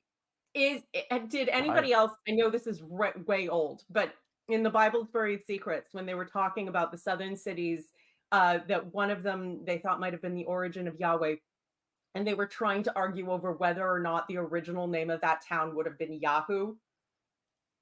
That's then a it was- viable. that was just a short That's form a of the name viable Yahweh, too. option, Yeah. actually. I know, Yeah. but it's Yeah, just yeah, so there is a funny. king. There is a king named Yehu. So, Yeah. That too, yeah. Yeah, so I'll the- continue my commentary. Yes, sir. Yes. Okay. Sorry. One more note. I want to Okay. make one more note specifically on the sons of El. This is one of the most widely known concepts in the ancient Near East. It is at Ugarit we have the sons of El attested frequently with often with what's called an enclitic mem, which is a grammatical feature from like a construct plural that's not necessarily read as plural. You can look at to understand it basically when you read in Hebrew Elohim, but it has like a singular verb attached, which means that you read Elohim as singular instead of its grammatical form, which is a masculine plural. It's basically the same phenomenon that's going on. This is discussed in R.N.M. Wilson Wright's paper, and it probably goes back to a Proto-Central Semitic root. We also find this a same term attested in Phoenician, in an Ammonite inscription, in some Aramaic, and we also find the daughters of El, the Banat Il or the Banat Ilu, depending on where you are, found in South Arabian inscriptions. They're found in 13 South Arabian inscriptions. In addition, Wilson Wright actually misses two other things that I found. They are found in a Nabatean incantation text, and they also found in a Palmyrene inscription as well. They are ubiquitous. The children of El are ubiquitous across all of ancient Central Semitic religions, which indicates that they were probably that El was probably originally the high god back before writing, before any Central Semitic language had writing. He was probably their high god and was the god associated with the procreative activities that brought about all the other gods as well. And this goes all the way just all the way back. I mean, we already have it at Ugarit, so we're talking 1400 BCE to around 11 to the Bronze Age collapse. And given that it's in Proto-Central Semitic, goes probably all the way back into 2000 BCE, roughly. Okay, so I'll continue on verse 10. In a desert land he found him. In a desert land he found him. Tigay notes the apparent contradiction between this and what was said previously, that God fathered Israel in verse 6 and chose it in primordial times, as in verses 8 through 9. Septuagint, Targum Onkelos, and Sa'ad Gaon read, he made himself sufficient, reading Yamtziehu instead of the Masoretic text Yimtzaehu. Tigay, however, writes, the contradiction in the Masoretic text is only apparent. Hosea likewise refers to God's finding Israel in the desert and delighting in it as would one who discovered grapes in the desert, Hosea 9:10. And Ezekiel pictures God as coming upon Israel in the field, quote unquote, like a rejected, exposed child and providing for its needs, in Ezekiel 16 verses 3 to 6. Both of these prophets are well aware of God's earlier relationship with Israel in the days of the patriarchs and the Exodus. but they ignore it for the purposes of the metaphors they are using in the passages in question. Biblical poetry sometimes adopts metaphors because of their effectiveness in a specific context, without regard to their consistency with the larger context. The present poem speaks of God as Israel's father, but also speaks of its human fathers in verse 7. It calls Israel's God's children in verses 5 to 6, 18 to 19, and 21, but also his servants in verses 36 and 43. It compares God to an angel and Israel to its young in verse 11, but it also compares Israel to An an eagle. unruly animal in verse 15. You said angel. Eagle, yeah. Eagle. Yeah, I misspoke. On verse 11, spreads Oh, its can I just Sorry. one thing quickly on verse 10? This last phrase Yes. is just I just love it so much. He gazed upon him like a Yeah. tiny man in his eye. So it's a beautiful A picture. tiny man. I never read this like rendition. That does make sense though, Most because each most shorten. translations are say it's Yes, the but apple of his eye. So what's going on here is Yahweh's holding like this tiny infant child, and he's gazing into his eyes and seeing his own reflection back at him, like a tiny man in his eye. It's just a lovely picture yeah, of yeah. like how Even a parent looks at sorry. his child. Yeah, Sorry, I mean, even Tomer. Rashi says this. Hmm? Even Rashi says this, right? That's from Lundbom, at least, referring to the dark center of the eye in which one may observe the reflection of others. Yeah, that's. But Lundbom writes that it is literally little man. Yeah. But Septuagint has of an eye, which Fritsch thinks he's meant to avoid an anthropomorphism. But it's interesting. Does he? No, actually, Ashi doesn't say that. He says about the eye, so I misread that. Yeah. But yeah, that is an interesting reading that I didn't think of. So yeah, I don't know where the idea that Ishon means apple comes from either, but I think it's more of an English thing. It's an attempt to use an English metaphor to align with a Hebrew metaphor. That's what I think is going on. I don't think there's any actual text or linguistic relationship. okay. So on verse 11, spreads its wings and catch them and carries them aloft. Lundbom comments, eagles have been observed catching the young on their backs or wings while teaching them to fly, according to S.R. Driver, G.R. Driver, and Tigay.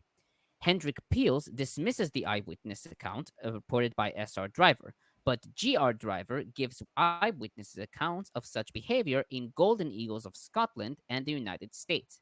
The image of Yahweh bearing Israel on eagle's wings during the wilderness trek occurs also in Exodus 19:4. In Deuteronomy 131, Yahweh is said to have borne Israel in the wilderness as a father bears his son. Yeah, there is a I think there is like an article or something that was written about ornithologists observing the behavior. But the thing that I have a problem with is these are eagles. As far as I understand, the scholarly idea is that Nesher doesn't mean an eagle; it means a vulture. So it's not exactly helpful. And also the idea of like, the rabbinic tradition of like, oh, eagles carry the babies on their wings because they're afraid of arrows, and and they don't have a fear of birds above them because they fly the highest. That's not supported. I should note that Lundbom writes that the Neshel is either an eagle or a griffin vulture, more likely the former, however. Okay. But I should also note Nelson's interpretation. He writes, the image of the eagle in verse 11 continues the notion of protection from verse 10b and prefigures Israel's journey in verse 13a. It remains unclear, however, exactly what this eagle is doing with its young.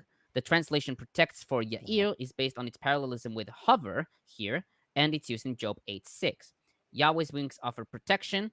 Others translate Yair as stirs up, suggesting the image of the eagle shoving baby birds out of the nest for flying lessons and then catching them on its back in verse 11b.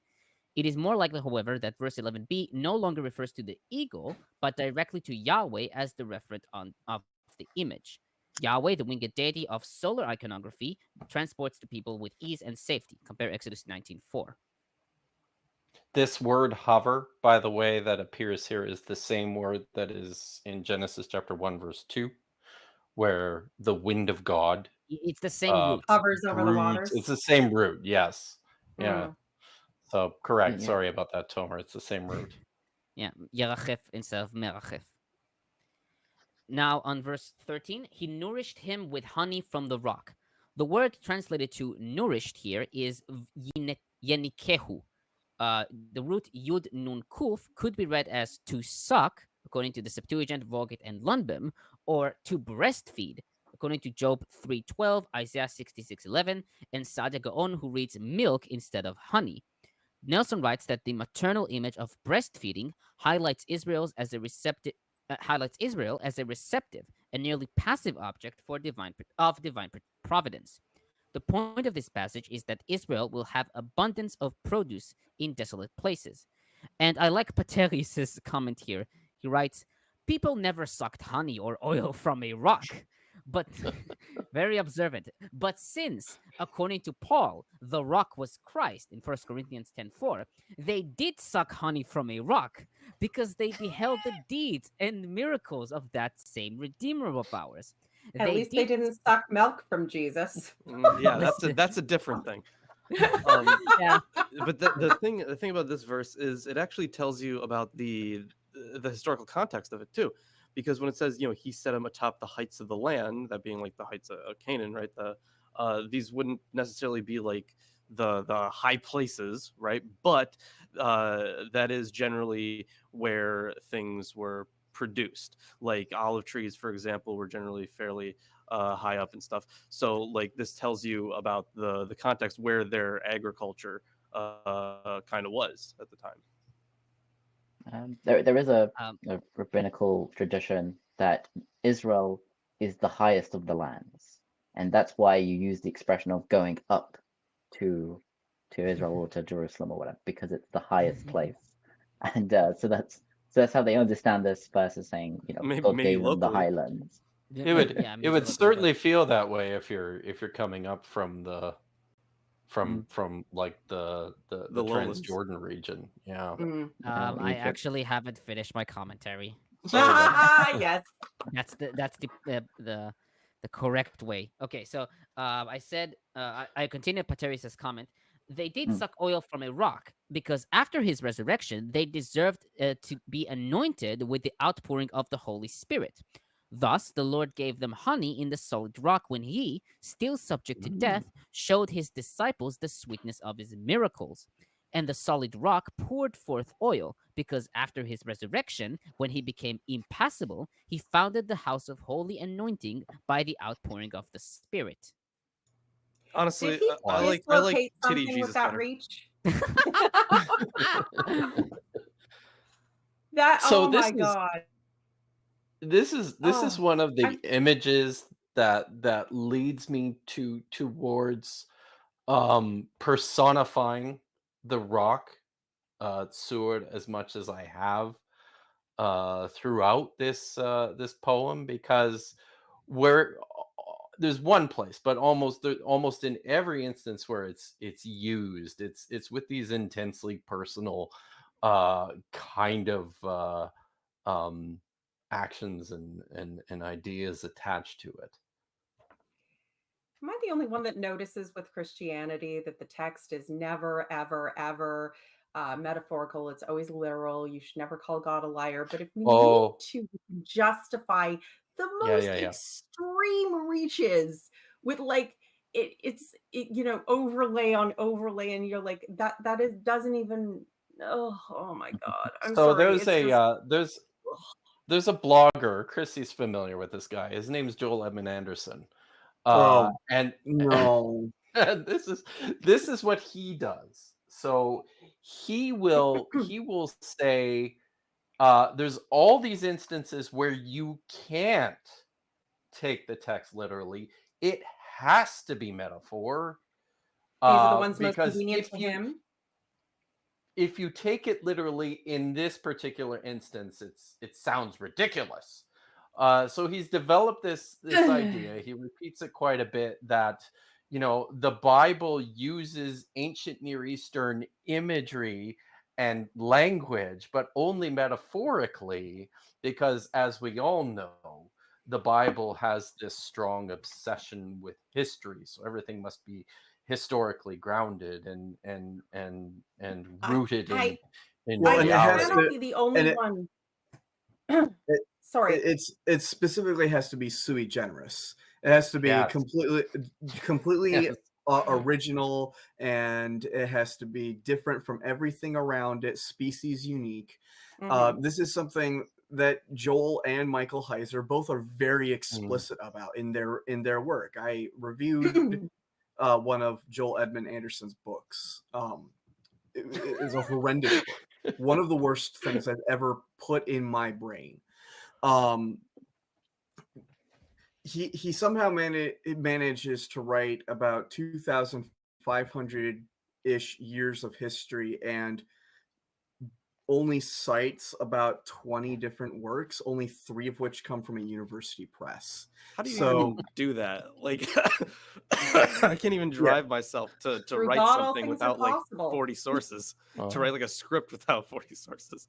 I wrote it's absolutely ridiculous, but he's very textual about it. He's very explicit that the religion of Judaism and ancient Israel, all of it was unique and nothing else was like it, and it was different among all of the land. And and his textual reasons for considering why Israel fell, why the Roman Empire fell, and all these others is because they worshipped the wrong gods. That's it. He's very express about petty. At one point, he basically says, "Petty gods make for a petty civilization," and so because they didn't worship the God of the Bible, the non-petty God, apparently he reads. So He non-petty. reads the Old Testament very differently than I do. Yeah, in what universe is the God of Abraham not the most petty being that was ever contrived by the entire species? I don't know. Like, I don't need to apply superlatives, but he's like, the God of Israel in the Hebrew Bible is very much just like many ancient Near Eastern deities. He is not particularly unique. The most unique thing about him is that we don't know where he came from. Well, and that's the thing. The same person, the opposite arguments in 2 different states, right next to each other. It's a totally unique, but he's exactly like the other gods, but he's totally superior to all the other gods, but all the idioms I need to use. I cannot be the only person who has heard a pastor or minister or theologian say, you cannot take this text either literally or figuratively in this way, because we know, insert my theological point here, to be true. So obviously the text means that my theology is correct and not the other way around. And I'm like, it's like listening to what's his nuts, the philosopher who just loves the Kalam theological argument. Craig. Craig, No barbell. I mean, obviously the first half of the argument is idiotic, but then he gets to the second half, how he's trying to prove this is the God of the Bible. And he's talking about how it has to be, the ultimate of this attribute of the universe, but the opposite of this attribute of the universe. But like all the extremes that just so happen to align with the theology I have to have because I'm obligated to, but that has nothing to do with anything. Obviously, this is the only logical conclusion. It's exactly that, and it's a problem that's pervasive in a lot of conservative biblical studies, where their goal is not the express goal is what Stephen Young has called this protectionist doxa. The goal is not to read these texts the way that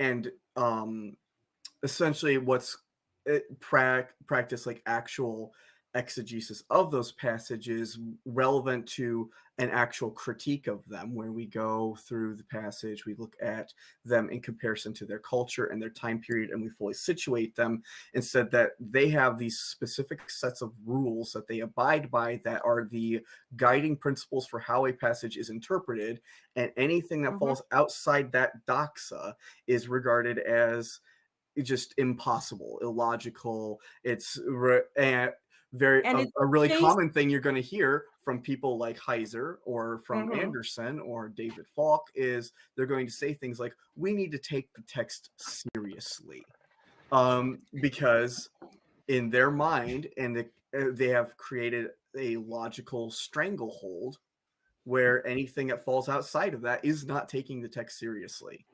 And that's going to be the problem why they can't see Deuteronomy 32 as polytheistic. They can't see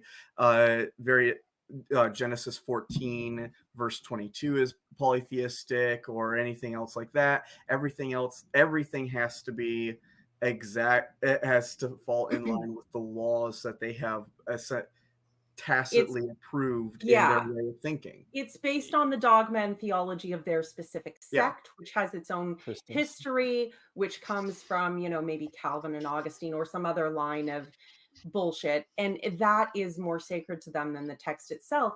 But it's so dishonest and it's so painful because, look at this. Look at this panel. Look at how many people on this panel have advanced degrees in relevant theories or have dedicated years in private study, who have, brought forward different elements of Christian and Jewish heritage and, to bring together as complex an understanding as we can possibly get, that we've spent over an hour on 8 verses.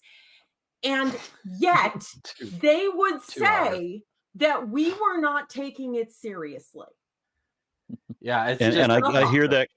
I hear that complaint a lot. I'm constantly told that I should read the Bible, and I'm told that every single week. What, Aaron? I have a PhD in biblical studies, and I am constantly told that I should read the Bible. You should watch a Ray Comfort video. Better. A week ago, some teenage boy told you to go watch a Ray Comfort video, then you would know. The thing is, people still tell me. I think we should go back to the text. Yeah. I just want to real quick. I got my own. Thing I get told that I need to read the Bible after I've given them my CV, and I have about close to 30 academic papers published on the Bible. I've been invited to different projects to contribute to like anthologies and stuff. Yeah, I know more about the Bible. I have forgotten more about the Bible than most of these people could ever tell me. Damn straight. People tell me to read the Bible, and I'm like, it's right. I have done it. There's video proof of me doing it. And I had to reconstruct this, which is only one of my Bibles, with duct tape. This is how much I've read the Bible. Mark has been unusually quiet today. Do you have notes for the first half of this chapter? Anything you want to hit before we do? We're going to try to let Tomer run through all of his. Yeah, thank you. No, I think there's nothing that I know that hasn't already been mentioned here that most of you already know. So far so good. Okay. Go ahead, Tomer. Okay, so on verse 14, the finest kernels of wheat. The Hebrew it's chelev kliot chita, which literally means kidney fat of wheat, as rendered by the Septuagint and KJV. The Vulgate reads marrow of wheat. According to Targums Pseudo-Jonathan, the Israelites shall be rewarded with wheat seeds that look like kidneys of oxen if they'll obey the commandments. Very specific. Lundbom writes that kidneys refer to the interior of the wheat grain, which are the best part of it, according to Peshitta and Saadia Gaon. Tigay comments, since Isaiah 34:6 refers to, quote, fat of the kidneys of rams, end quote, it has been conjured that the word kidneys here belongs earlier in the verse, in the phrase translated the best of lambs, in Hebrew chelef karim, literally the fat of lambs. If so, the original reading there was kidney fat of lambs, in Hebrew chelef kiliot karim, and the original reading here simply the best of wheat, chelef chita. If this is correct, the dislocation of kidneys may have been an intentional revision to avoid the implication that God fed Israel kidney fat, which is forbidden as food, according to Leviticus 3:17 and 7:23-25.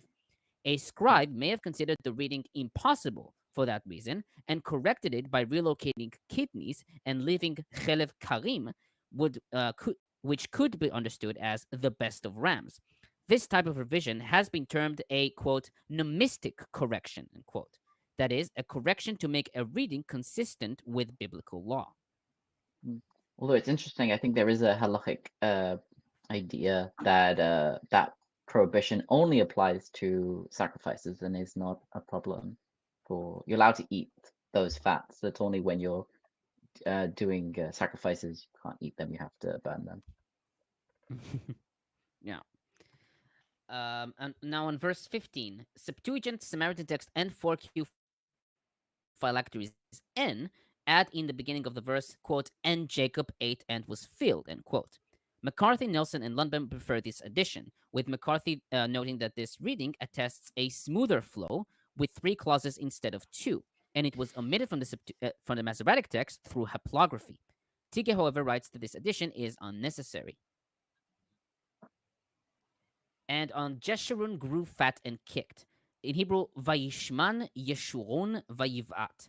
The word Yeshurun is a poetic term for Israel, found in 33:5 and 6 and Isaiah 44, and is derived from Yashar, which means straight or upright, and thus Yeshurun means the upright one. Lundbom suggested that this is a hypochoristic name for Israel, but its use here is ironic since Israel became fat and rebellious. Israel is kicking, quote unquote, like an unruly animal, as seen in Hosea 4:16, Jeremiah 2:20, 5:5, and 5:5 verses 27 and 28. Septuagint and Vulgate read Yeshurun as the beloved, a title given to Jesus in Ephesians 1:6 and to the church in 1 Thessalonians 1:4, 2 Thessalonians 2:13, and Colossians 3:12. So in my discussion of this particular word, the way that I like to imagine it in this poem is that this is Yahweh uttering this pet name that he has for his people, Yeshurun, but covered in barbs through his intense jealousy and his anger. He spits it out, right? As as you would when you're just when you're filled with that sort of blinding disappointment and anger at someone that you love. Mm-hmm. Now on verse 17, false gods which are not God. In Hebrew, shedim lo Eloha. The word shedim appears only here and in Psalms 106:37, which states that Israel sacrificed its sons and daughters to the shedim. The word is generally understood to refer to demons, according to the Septuagint, Peshitta, Targums, and modern commentators. KJV reads devils. Lundbom notes the Akkadian cognate shedu, either a protective or malevolent spirit or a subordinate divine being. The description of them being no gods, in Hebrew lo Eloha, was seen as either fulfilling no need, according to Targum Onkelos and Rashi, powerless, bechosho, or non-eternal, sphono. Yeah, and the demon reading is also found in the Vulgate as well, following probably the Septuagint there. Specifically reads Immole verunt demonibus et non deodis quos ignorabant. Didn't know. The Shadim appear with some frequency in the Dead Sea Scrolls as well. Yeah, it's interesting because the Shedim in like Jewish the word is like not like modern mythology, but like the current superstition, I guess you could say, the Shedim are real beings.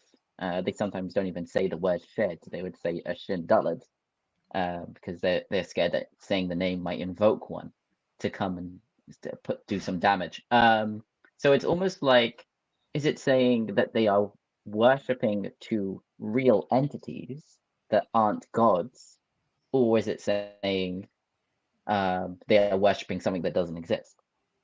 So it's the question about this verse. Is it implying that they think these things are gods, but really they're just demons? And this is another thing that also some apologists are going to also actually harp on, is all these references of false gods and things like that. They're going to specifically argue that this passage, the Deuteronomy 32, couldn't possibly be polytheistic, because if it was polytheistic, then how come all these gods aren't real gods in the passage? And that's just a misunderstanding of what's actually being said about false gods. The problem here is specifically not that these are gods that do not exist. It's specifically that these are gods that have encroached upon the inheritance of Yahweh through Israel's worship of them. So these are specifically false gods, and that they are false for taking the sacrifices due to Yahweh. They are false for their representation is false, in that they've basically encroached on the divine treaty and inheritance set up in verses 8 through 9. Yeah, it's right there in the text, right? Like in verse 17, I translated it. They sacrificed to Shadim, no God, gods they had never known, new ones who came but lately, not those whom your fathers knew. Like these are encroachers. They're not. Yeah. Yeah, I have a note on the gods your ancestors did not fear. In Hebrew, it's lo se'arum avotechem. The meaning of the word se'arum is uncertain. Rashi and Ibn Ezra derive it from se'ar, hair, and thus to have stiff hair. Septuagint, Vulgate, and Targum Septuagint, Vulgate, and Targums take se'ar as to be acquainted with or know about, as seen in the BDB dictionary, and Arabic tsara'a or sara'a. Thus, quote, gods your ancestors did not know, end quote. Rashbam took se'arum as relating to the se'irim, the demons described in Leviticus 17:7. Yeah, normally translated as satyrs. Always fun. But again, by the way, it's can we just say hello to Arn's adorable puppy, who is so cute and cuddly and kissy? Borgie. This one is not Borgnine. This one is Odin. Oh. Odin. He's Odin because he has only one eye. And Borg just looks like he has one eye. Yeah. You will be assimilated. Yeah. Resistance would be impolite. Just like all these encroaching gods, where these foreign gods are taking our gods. Well, they stole his toys, so obviously Yahweh had no option but to genocide everybody. This is the only way. I think the word that interesting in this text is how it's often used by those that are like, I think of the satanic panic and how everything just gets over spiritualized, and how it's easy to conclude that, oh yeah, well, if it's not Christian, then it must be demonic, Yeah. In fairness, I think this may that's be been going since Augustine. Yeah, I think this may be Michael Heiser's great contribution to evangelical theology, especially is he's provided some form of scholarly grounding in the idea that the demons are real and they're out to get you. Yes. Which is pretty terrifying on the face of it. I just recently discovered a new podcast called Haunted Cosmos, which is hosted by a couple of reformed theology bros, the guys with the beards and the tattoos, who hate women and love to shoot guns. Yeah. Gamergate So- for theologians. Yeah, Oh, exactly. God. But they are Hmm. the whole point of this podcast is basically promoting all the conspiracies. You know, Atlantis, Skinwalker Ranch, vampires, Bigfoot, ancient aliens, and they're promoting these things as real, But but also demons? importantly, demons. Of Thank course. you to Michael Heiser. No, yeah, and that's expressly what his goal is. Like in the unseen realm, if you read his preface, his goal is expressly that he wants to promote the supernatural worldview of the Bible and get Christians back in touch with that idea. But because Yeah. he wants it to be a Christian one, he cannot have Deuteronomy 32 read the way it's supposed that you actually just would read it on the surface. Instead, he does this convoluted nonsense, which if you know just basic Hebrew grammar of the grammar of Hebrew poetry, just the basics, you know he's wrong. Just the way It he doesn't make sense the way he reads the unseen passage. realm, it's implying that there's something that we're not seeing, and I'm sure he doesn't just refer to like maybe the text itself, but there is a spiritual realm out there. Yeah. And Oh, here's they're the out evidence. there. Yeah. It's Yeah, and it's there part are of the and appeal there of are Revelations, the there are kind of demon paranoia.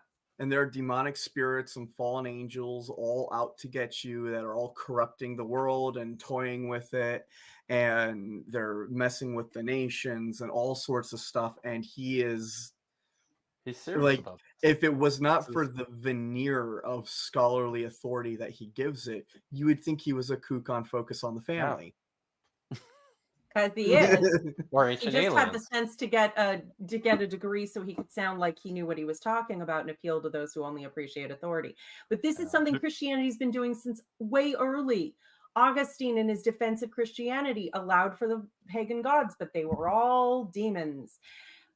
It's just, yeah, honestly, it's exciting. It has the emotional appeal of a conspiracy theory. It fits within their own theology, and they get to constantly feel persecuted by imaginary things, and they can read the present darkness Peretti books and cast out demons by the power of Jesus wherever they go, and anoint their houses with oil and feel that that protects them. One of my daughter's friends decided to have that argument with me one day, and there was nothing I could tell her, and she told me up front that there was nothing I could tell. There's no way that I could reason with her, because if I begin to make sense, it is only because the devil is speaking through me. That is some. Oh my god, I fucking hate that. That is some. Shit. What's her name? She wrote a lot of. Oh my god, she was nuts. Blavatsky, Helena Blavatsky. Oh, It's that same level Theosophy? of nonsense. Dom. Yeah. Okay. This is Sorry. you can keep going. This is not important. Yeah, Tomer, are you going to read these comments or what? Yeah, of course. It's always my fault. So on verse 19, thank you, Peter. On verse 19, rejected them. The Hebrew is vayinatz. The syntax is difficult and has been understood as contemn or spurn, according to BDB Dictionary, and is seen in Lamentations 2:6, with Yahweh being the subject, and in Jeremiah 14:21.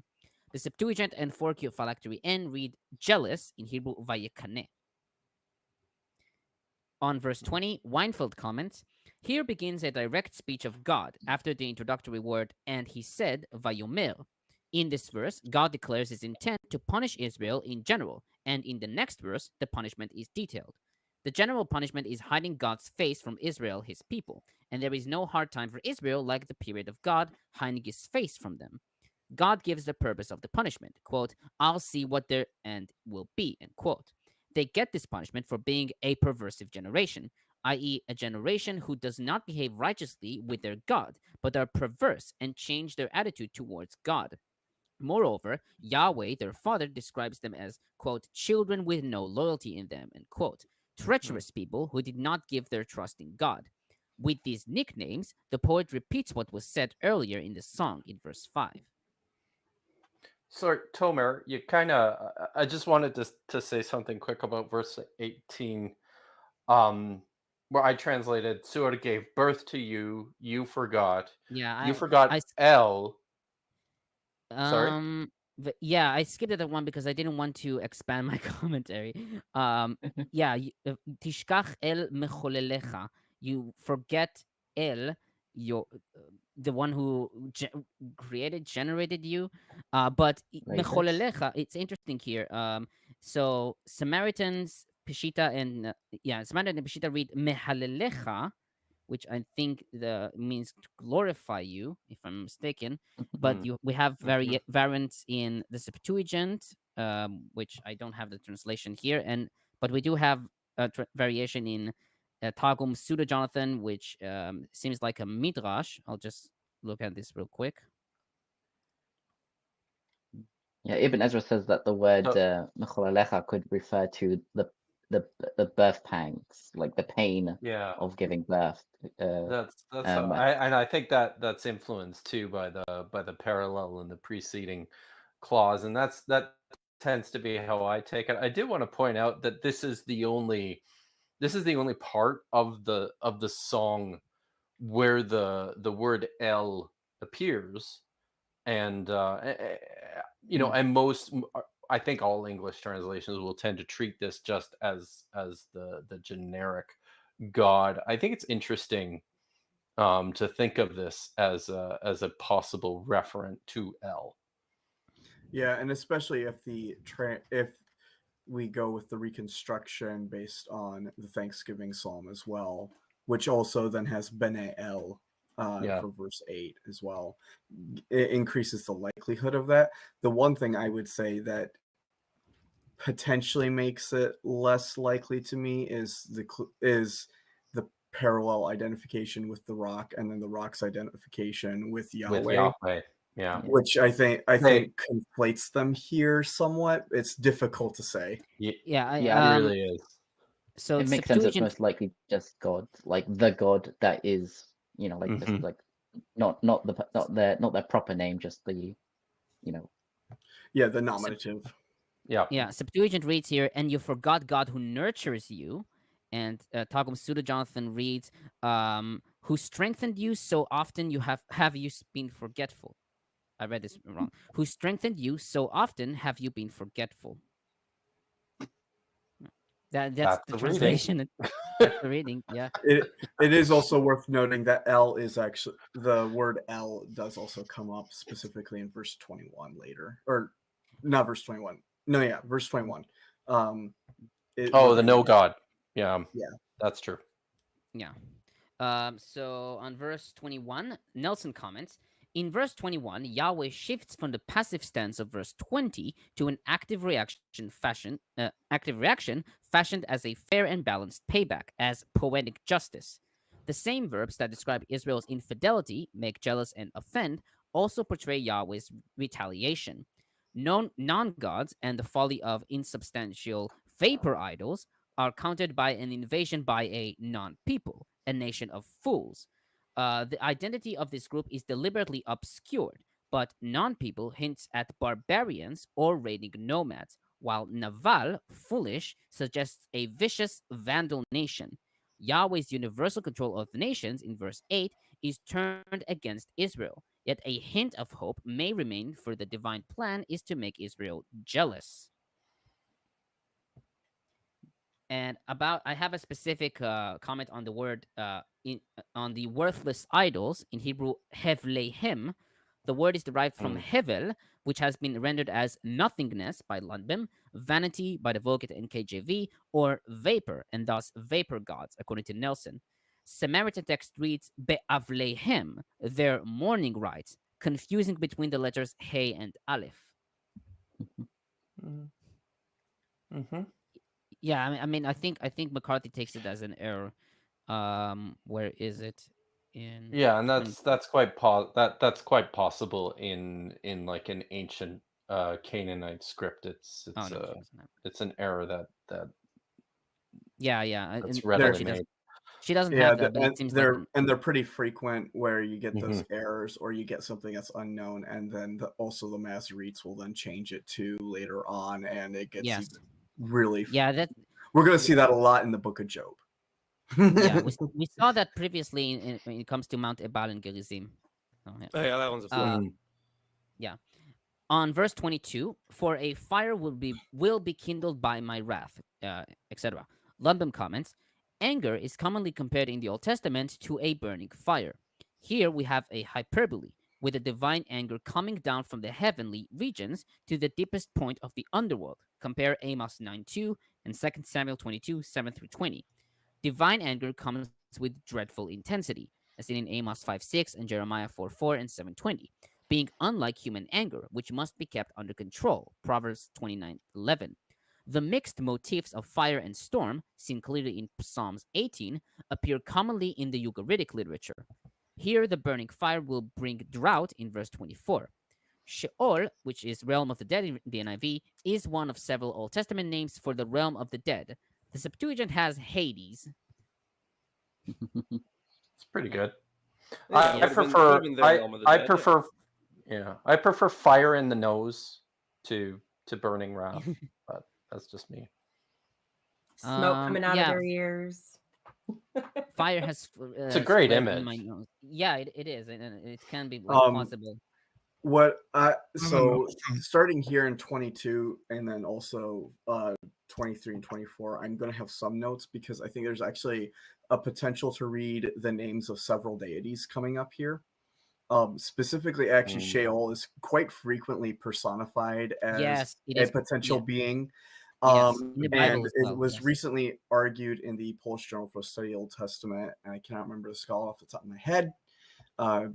It's in my most recent paper though that this is very likely referring to a deity being brought into this.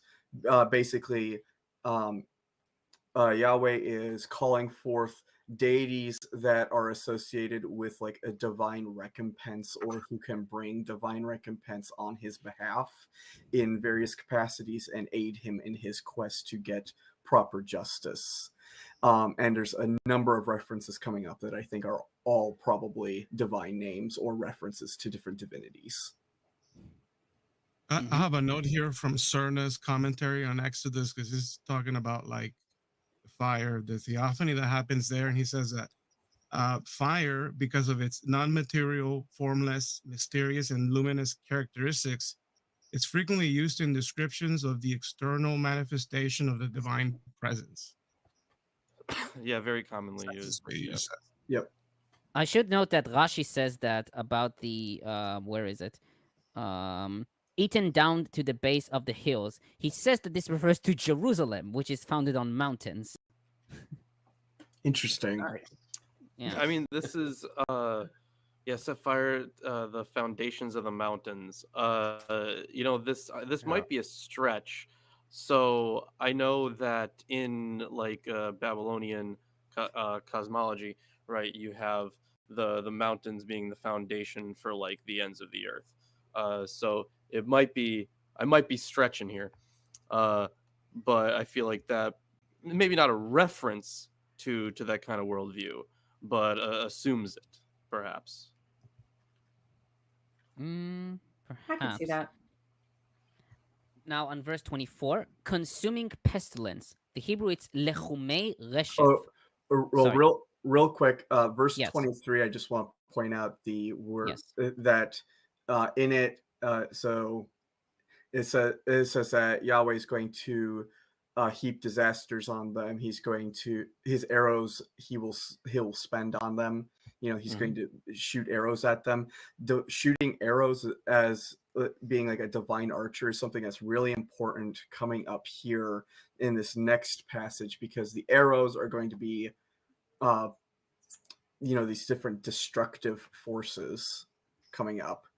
Yes. These arrows are also So it's not divine lightning bolts then. No.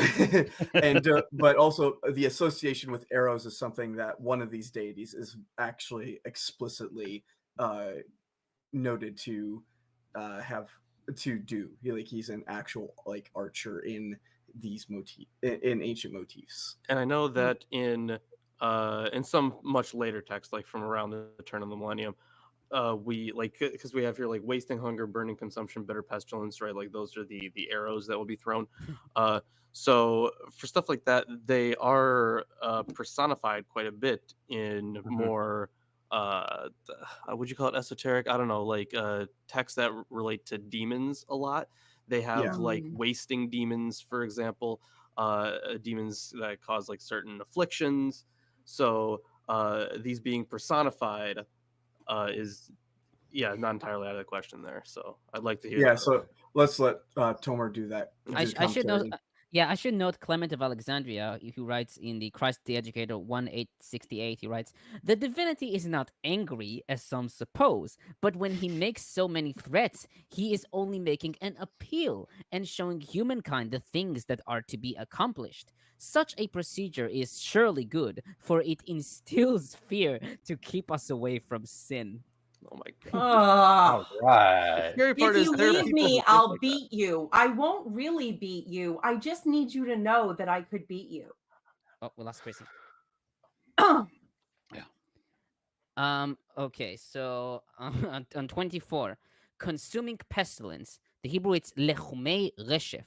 The word reshef could be understood as a noun, flame, as KJV renders, used metaphorically to mean heat or fever, as seen inside the Gaon, Ibn Ezra, and Bechol Shor. Some commentators note that reshef is the name of the Canaanite deity associated with plagues and appears in the Bible as a companion to Yahweh, as seen in Habakkuk 3:5. Nelson suggested that Reshef is portrayed here as a demon in Yahweh's service. Septuagint, Aquila, Voget, and Targums render birds, and is rendered as such by Sirach 43, verses 14 and 18. Is it wrong of me to think Yahweh Nice. is the plague? No, he uses flags. Yeah. Very Okay. important. So this is specifically where I want to bring this up. So Reshef is definitely a deity. He is a very well attested deity. In fact, actually, coming up in Ugaritic texts a lot, and he is specifically associated with archery. The plagues he sends forth, the pestilence, are his arrows, and that is a motif associated with him. It comes up in Ugaritic texts. He comes up, I believe, in also some Phoenician and then also elsewhere in the Bible, in the book of Job, actually. Yeah, I was actually doing that. Sounds familiar to me. I remember coming across stuff on Reshef when I was initially working on my biblical cosmology thing. Yeah. So Nicholas Wyatt, he's a fairly well-known scholar of Ugaritic texts, actually has argued fairly convincingly, again in my opinion, that Reshef and Ketev are both deities here. The latter is a little bit more difficult because he only appears very rarely in biblical texts, but when he does, he's usually personified, and it does look like this is another deity, and the devour will be wasted with hunger. That's probably an epithet of the god Molt. That's another thing I wanted to bring up about the difference between the dogmatic belief and the analysis. Somebody was just commenting in a thread earlier that they were warned not to read the Bible themselves because you had to have the proper interpretation, meaning that they wanted to have the guidance of people telling you how to believe it or specifically what to believe, right? And I think I'm reading the Bible the best way that anybody ever can. I mean, look at y'all, right? This is and for the hundreds of people that tune into this, same thing, right? This is a very good way to do it, to have people, because there's no way that I would get any of this or anybody is just going to read this. They're going to think it's a nice poem, maybe, and that's it. They're not going to have any other significance to it. To that. Where was I? I stumped myself. I distracted myself and forgot my point. I mean, altogether, we all have like decades of research under our belts. Yeah. Yeah. This Reshef is really interesting. I'm reading the Anchor Oh, dictionary entry. I'm sorry. I remember what my thing was. In doing it in investigation, we're able to entertain multiple hypotheses, right? Chrissy said that this person argued rather convincingly.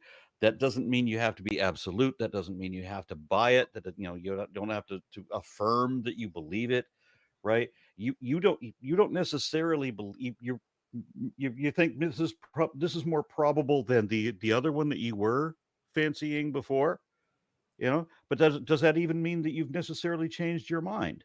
You realize that this is now probably more accurate, and that is so Right. much more free than being told that you have to believe this and you can't believe that, and it doesn't matter what the truth is. I'm sorry, Mark, go ahead, please. I was just gonna say it reads the god Reshef is attested in documents and personal names from the middle of the 3rd millennium BCE to the end of the 1st century BCE. The deity is first attested in Syria among the documents of Ebla. Here Reshef is accorded a quarter of the city with a gate named after him. This demonstrates that the deity was already held in high regard. And Right. there's like so much evidence of this. Right, and it was very specific because these destructive deities like Mot, like Reshef, you don't want to, piss them off. Because they're deities of great destructive power, and they're specifically deities like Reshef are deities you would pray to ward off the effects that he controls, like disease and pestilence and plague, because he's a guardian of those things. You want to make sure that you're not, if there's a plague going around the city, which in that day is a death sentence, you want to make sure that the gods are on your side and are going to keep you safe, because if they don't, you're screwed.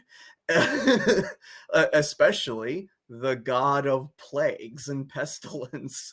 Like, of all the gods you want to pray to, that's the one. So you're going to, of course, invoke him when you want protection. On the other side, you're also going to invoke him when you're trying to curse other people, or when you're seeking justice against other people for transgressions. So you're going to see exactly what we see here, where Moses, who is the voice of Yahweh here who is the plaintiff bringing charges against Israel, is going to invoke these figures essentially as like a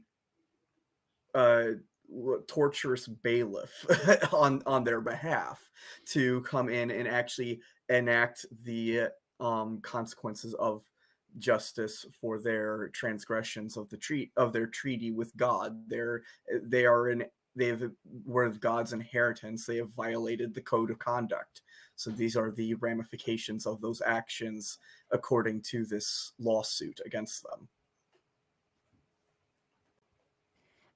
So I have 2 more comments on verse 24, and this is the final comment for this part. First on deadly plague, in Hebrew, ketev meriri. The word ketev has been understood as destructive or deadly plague, according to Ibn Ezra, Nelson, and Tigay.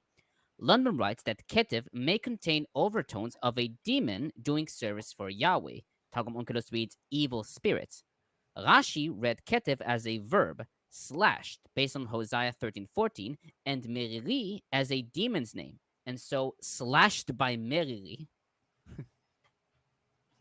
And finally, fangs of wild beasts. The Hebrew it's shen behemot.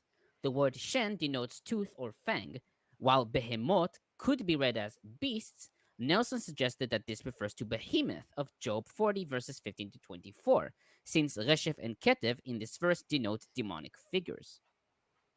Yeah, and that's actually one I would also argue as well. I don't like, there's not really a textual reason to read this as otherwise as not the feminine plural. We don't have like a variant to attest to that, but I think it's very likely this is originally a reference to Behemoth, which is essentially one of these primordial beasts, basically that's cool. a divine cow, essentially. I just uploaded a video this morning, 5 hours ago. It's closing in on 12,000 views already. Wow! We're talking about, and in that we're talking about what Behemoth is, and I'm stunned that there are popular Bible commentators, or that the popular opinion is that the behemoth refers to or is basically modeled after a hippopotamus, which makes no fucking sense at all. I mean, but I go in this video, I talk about all the different things that they talk about that indicate that this is an elephant. And I even have a number of Christians, creationists, arguing against the young earth creationists that this can only refer to, you know, the trunk. This is the tail moves. It doesn't mean, you know, it moves like a Lebanese cedar in the wind. It's not like it's an American cedar. It's not saying that the tail is as big as a tree. It's all of these things. But I mean, it very clearly, it seems to be describing an elephant to me. And when I hear something else like a hippopotamus or a cow, I'm confused. Yeah. If we're dealing No, I with was a gonna say, mythological it's one, though, turtles all the way totally. down, So- you end up with something sort of grand, but based on a real animal, but like Like, you it's know, just hyped it's up to to miss God level. it's to miss the entire point of what's going on in Yahweh's response to Job. The entire point is that Behemoth and Leviathan are unwieldy creatures that no man can tame or control. They're these mythical divine beings that no one has mastery over. Yeah, So I to don't that, want to. I don't God want to. I don't himself. want to make an aside on this because I know how heavy this is. Yeah. But maybe, Yeah. maybe another time we can talk about these, because I mean I've read the descriptions of the Leviathan, which that's a fucking crocodile. Yeah, it breathes fire and all that shit. No. But when you take that addition out, it's a crocodile. It's a god. I get. It could I be a get. god but based on a crocodile. Like Right. Right. And mythological beings are amped to the nth degree, but they're based on something. Mhm. yeah. That was Steve and- Irwin, and- the god of crocodiles. Wasn't Reach for the Tiamat the stingray. Babylonian god, goddess or primordial god, was also associated with a big wild reptile Yeah. kind of? Being associated basically like so Leviathan's the whole thing that we essentially related to the Ugaritic Lotan, which is attested in the Baal cycle. Basically same Lotan same has 7 terminology heads. here. It's a 7-headed serpent. And Leviathan in the Psalms is said to also have several heads, said also in Isaiah to have several heads. And the terminology is almost identical. So we know they're talking about the same being. So this is like a several-headed primordial sea dragon, like chaotic dragon. Right, so my it would make- interpretation, it was you like. There was a movie that said that Godzilla was a lizard. Okay, but that doesn't mean that every lizard is Godzilla. Yeah. I think I think it's in Proverbs, at the day of judgment, like the end, like the feast will include like Leviathan. Yeah. I think it's in Proverbs. On It the might be in a table different or text. at the Like, I don't know, but you're supposed to eat. You're supposed to eat Guess the Leviathan. matter. If we Yeah. that would be a good show. I think I would love to do that if we could have that discussion on. Behemoth and I did Leviathan. one years Oh, ago. yeah, a called- show on, called like, Job's Bestiary. Yeah. A show Yeah. on ancient Hebrew divine beasts, because there's several in the Bible that are so Yeah. interesting. Yeah, and But- I always read conflicting reports. What the hell is a cockatrice, for example? Oh yeah, isn't that Yeah. just Oh, a that's the KJV thing? KJV thing, right? Yeah. I think Yeah, it is. yeah. It's a It's- KJV well, for Nechoshet or something, no? When you're dealing Maybe with I I don't think- I don't know Rural exactly where animals. it refers to, but I think we should go back to the text. I We agree with absolutely you, should. Tomer. Yeah. We're halfway through this. And I see And- comments piling up. Yeah, adventures. Okay, so let me jump into a couple of these. Let me see, where did I leave off? Trevor and Wright says Chrissy's analysis is right. Chrissy's then- usually right. Eric Wander offered 1 RN Raw membership, and Tsunami says Chrissy is excellent. Why aren't they here more often? And I had to throw that one in. The invitation, you're on the mailing list. Just Awesome. any week that you have time and inclination, you're welcome to join. Awesome. Thank you. the unlucky legume gifted 20 Aron Ra memberships, and then Rachel Light said, "Didn't they get this from the Greek Orion when it comes to an archer or the archer?" Orion always seems like re- later. I'm like- always really skeptical of Mhm. claims of Greek or Egyptian influence. Egypt more likely, but like I'm always very skeptical of those claims up until the Hellenistic period. That is, in which case, yeah, you can argue for it much stronger. But the idea of archers, I mean, they were everywhere. They were Yeah. absolutely everywhere. Wasn't Right. one of the original flood myths that the Bible, quasi stole from? Didn't it have a god that was an archer, and thus the hanging up of the rainbow yeah, was in like the in the Enuma plausible Elish, connection? yeah, in the Enuma Elish, the god Marduk does in fact actually use arrows against Right. the divine chaotic sea monster Tiamat. And then he So- hangs up the rainbow bow, and that's the sign of the peace and the end of the conflict or whatever. I don't remember that in the Enuma Elish. No. The thing that you get that's similar to Genesis is his division of the chaotic waters by killing Where he splits her in Tiamat half. and then using her skin to lay out the heavens, and then using her body to lay the earth. Yeah, which is why the whole like and the what is it, the thing that creationists love to interpret as the expanding universe stretched out, Oh, right? That would stretches just out be his a cloak. reference to the skin that that is stretched out. Oh, But it's ugh. really hammering, though, apparently. I don't know. Yeah. I'm going to take the opportunity. I got to go pick up the kids, but it's been fantastic being surrounded by so much knowledge. I'm so glad everybody dropped by today. And hopefully I'll catch y'all again soon. Thank you. Yeah, I want to chime in on what Ember just said there. There's been a handful of times that I clearly am the stupidest person in the room, and I revel in those moments. It's a weird thing, but I appreciate that. Thank you, Ember. Oh, yeah. Yep, we'll see you Yeah, later. yeah. With like Orion and stuff, though, it's like archers were everywhere. They're ubiquitous across all of ancient Near Eastern societies. To say that they had to get this from Greece is kind of wild to me, especially considering that when we're talking about texts this early, the ones we should be talking about getting influence are actually the Greeks, because the Greeks learned to write from the Phoenicians, not the other way Right. around. Yeah. Yeah. Because the Greeks are later in the textual history. Like there were Real quick, there were real like quick, if I can proto-Greeks, ask like you the to- Mycenaeans before that, but their writing system, the linear A and linear B, completely disappeared after the Bronze I Age. had this notion, Chrissy, about that you had these the cuneiform tablets written down during the Mesopotamian Empire. They've got teaching children how to read and write, and then that empire fell. They don't have the schools anymore, and then all of these what was written down in stone. Very quickly, the people become illiterate, and these are oral traditions, which means that they have the ability to evolve. And then, roughly 1,000 years later, the Phoenicians kind of reinvent syllabic text, and now we can, with the discovery of things like Ashurbanipal's library, we can now see how much has changed. I don't think we should put much stock into the wide the wide circulation of formal educations. I mean, by and large, most of the people for all of recorded history up until relatively recently who could read and actually write were only Very among upper class.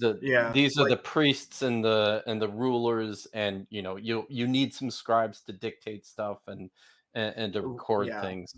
No, like during the 1st century CE, for instance, in ancient Roman Palestine, for instance, the number of people who could read and write just like a letter would only be around 5 to 3% of the population. Most people, if they could write anything, could maybe sign their own name. Maybe. So when you find these ancient letters from like random people, most of these are actually people who have gone out and hired someone to write that for them, because they just don't know how. Even in ancient Israel, where we do have some evidence that people were somewhat more widely taught to read, they were only taught to read Torah. And on top of that, being able to read does not mean you can actually write in the ancient world. Those were two very separate skills that were taught. And learning to write was a very expensive skill to learn as well. It required a lot of formal training, especially to write a competent text like what we have in the Hebrew Bible or in the New Testament. Those are highly literary texts that are citing other texts, incorporating poetic parallelisms, and ring cycles and stuff like that, the chiastic structures. Those kinds of things are extremely difficult to write and require years of learning, require quite a bit amount of money, because papyrus and vellum and the other things that you write on are expensive. Like the cheapest papyrus would still put you in the upper high class of society just to be able to afford to write. And if you have the training to write a text like that, you came from a wealthy family. There's no doubt about it. This is one of the things that this people was how I forget. justify, or this was the root of truth that I thought of for the Tower of Babel. This was the closest metaphorical grain of truth that you could apply, not necessarily did apply. Well, and even if they had schools for like just the upper echelon to reach a higher level of literacy than their neighbors, that's not a high bar. But it's because we learn to read so young, and because we then can read fiction and compositions, these things become intertwined in our education that would have been totally separate spheres. And it's really important to keep that in mind, that you have tier one is I can read enough to keep to know what I'm signing. Maybe there's I can write, I can physically form letters. Composition is a whole nother tier on top of that. That's like extra level education. You're 1% at most could compose. Especially of that level. Like even regarding like the upper high elite classes, most of them couldn't write either. In fact, we actually have cases. We have recorded cases of Roman emperors who were illiterate. It was not uncommon. Rulers were quite often illiterate. Quite often, actually, instead of learning to read or write themselves, rich people would actually buy a slave and put the slave through the training to do it for them. And then they would take the That's a lot of trust. That's a lot. There's another side of this too. During the Roman period, being able to write also didn't guarantee that you were able to at least read comprehensively some of this ancient literature. Scribalism as a vocation was, in some circles, as a professional scribe, your job was being able to reproduce letters that you saw on a page or that you knew, whether you understood them or not. Some of the things that that some scholars who have been doing more recent work on this have been making a distinction in is between something like a scribal vocational training for producing exquisite manuscripts, and for lack of a better word, scholars who actually wrote and composed literature. And you can people realize. Sorry that I'm interjecting. I think we need to move on to the text. Sorry, guys. There's so much to talk about, Tomer. Why? I know, but we need to focus on the text. But I have a final thing to say. I agree with you, Tomer. Isaac has this whole discussion about like 10 minutes. This whole discussion about who can write whatever. What Aaron said about there being like cuneiform and then it was lost and then Phoenician come. That's completely false, because cuneiform was in use until as far as like Ashurbanipal, which is like the 5th, the 6th, 7th century BCE. The last cuneiform texts were actually made around the 1st century CE. Jesus' lifetime, actually. Oh my God! Really? Because my whatever I remember reading that it was something like 2200 BC. No, that cuneiform was in frequent use because it was the lingua franca of the Yeah. area. That So- could be Well, when it wasn't like Yeah. because The it wasn't a history and language. inscription It we can be can used for date many to the languages. 6th century. Yeah, no, Okay, there's well a that was the important thing. So yeah. that Yeah, negates yeah, my the my whole Phoenicians were idea there. using their later version of of their alphabet, which was already, Right, well, probably and 1,000 years in development. Okay. Yeah, So- Phoenician comes from Proto-Semitic, which is probably Yeah. descendant of Egyptian From hieroglyphs. Egyptian. That's a Yep. whole Yeah. another fiasco. Yeah, so they would have Okay. been they were in use at the same time, and then the Assyrians would have slowly adopted Phoenician script into what became Yeah. Aramaic and then Hebrew. Yeah, I'm tired of stalling, just waiting for Tomer to catch up. Are you gonna Yeah, read these? yeah, my fault, of course. oh, you're terrible. Uh-huh. We can finish this I half. see one comment. There's one comment. Okay, Anton Gomez says, my point is, even if there were signed copies from the gospel authors, would it even be reasonable to think it'd be true? No. God no. Hell no. Okay. Okay, back to the text.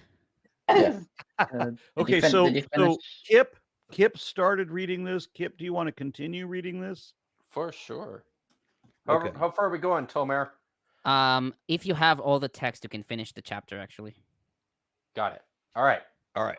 So, now I need to point out here before I start that there is some. I certainly think there is some dialogue taking place. So there are more than one speaker within this part of the text, and I will try and point that out where I think that's happening here.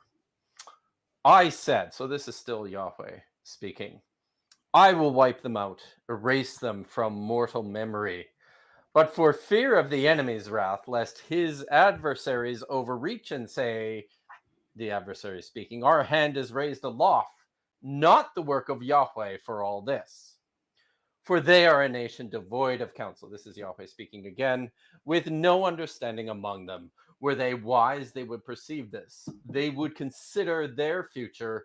How could one chase 1,000 or two put 10,000 to flight, unless the rock had sold them and Yahweh had given them up? For their rock is not like our tzur, our rock, in our enemies' own estimation. From the vine of Sodom, their vine, and from the terraces of Gomorrah, their grapes, poisonous grapes, theirs are bitter clusters. Wrath of monsters, their wine, cruel poison of vipers. Is this not hidden in storage with me?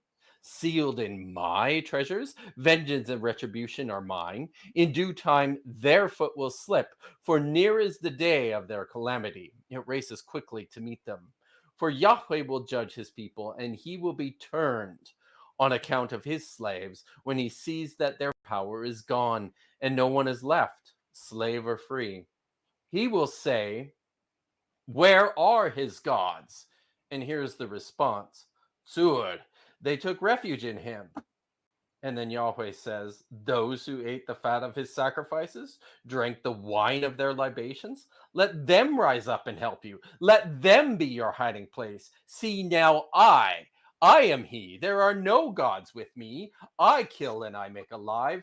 I wound and I heal. And there is no one who snatches from my hand. So I raise my hand skyward and declare, as surely as I live forever, when I whet my flashing blade and when my hand grips on divine judgment, vengeance shall I wreak on my adversaries, and against those who hate me, I shall retaliate.